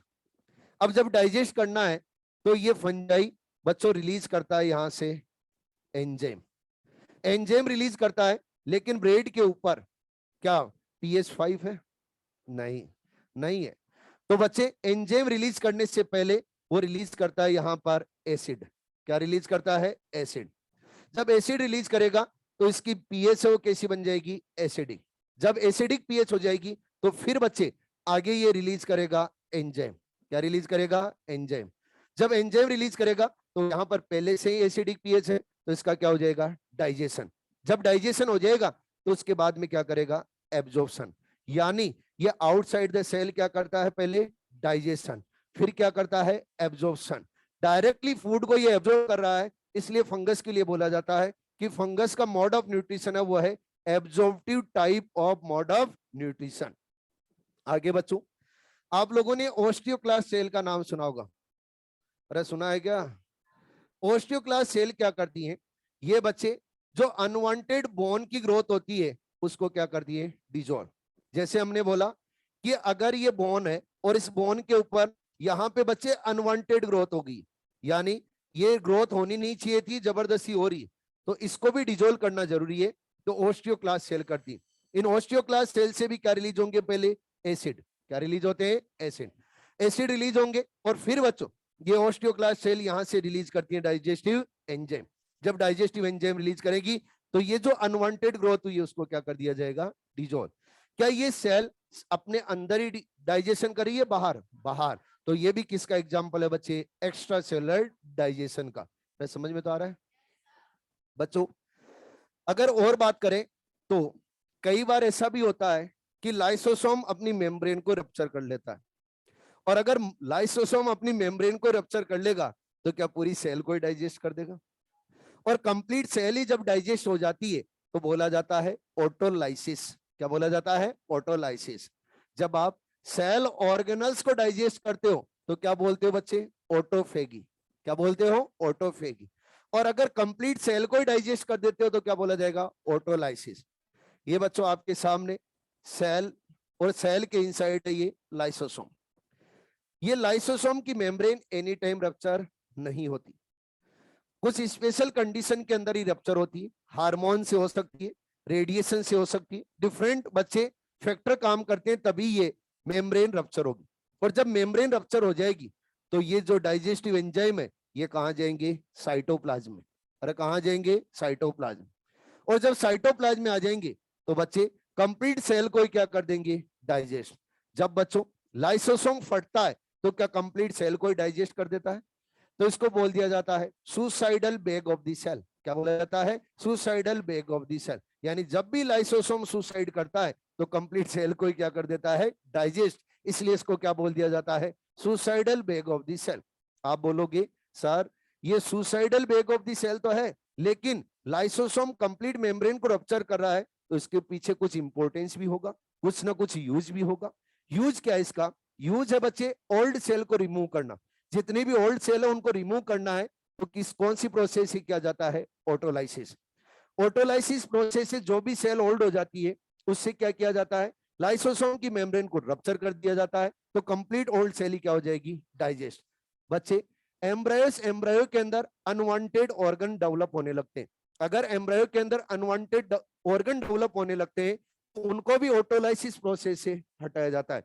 जो भी अनवांटेड ऑर्गन बन रहा है उसकी सेल्स है, उन सेल्स के अंदर लाइसोसोम प्रेजेंट है, उसकी मेम्ब्रेन को कर दिया जाता है रप्चर, और जब रप्चर कर देंगे तो वो ऑर्गन क्या हो जाएगा? डाइजेस्ट। इसके अलावा आप सभी ने टेडपोल का नाम सुना होगा। टेडपोल के अंदर टेल होती है, लेकिन टेडपोल से जब फ्रॉग बन जाता है तो क्या बच्चों उसके अंदर टेल होती है? गायब हो जाती है। जादू। वो जादू कौन करता है? लाइसोसोम। बच्चों टेडपोल की टेल के अंदर जो सेल्स है उन सेल के अंदर जो लाइसोसोम है वो लाइसोसोम की मेम्ब्रेन रप्चर हो जाती है, तो सारी टेडपोल की टेल की जो सेल्स है वो सेल क्या हो जाएगी? डाइजेस्ट। और जब डाइजेस्ट हो जाएगी तो बच्चे टेडपोल है वो किसके अंदर कन्वर्ट हो जाएगा? फ्रॉग में।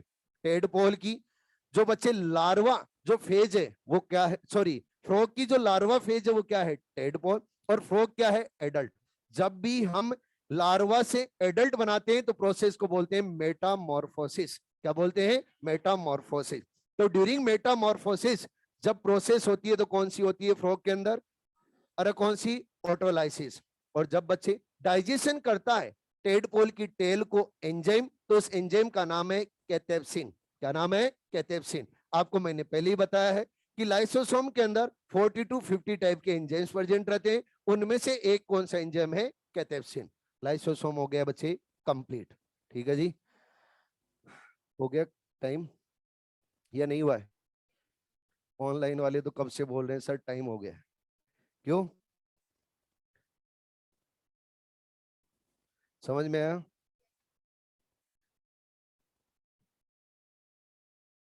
चलो नेक्स्ट क्लास में बात करेंगे। वेक्यूल नेक्स्ट क्लास में।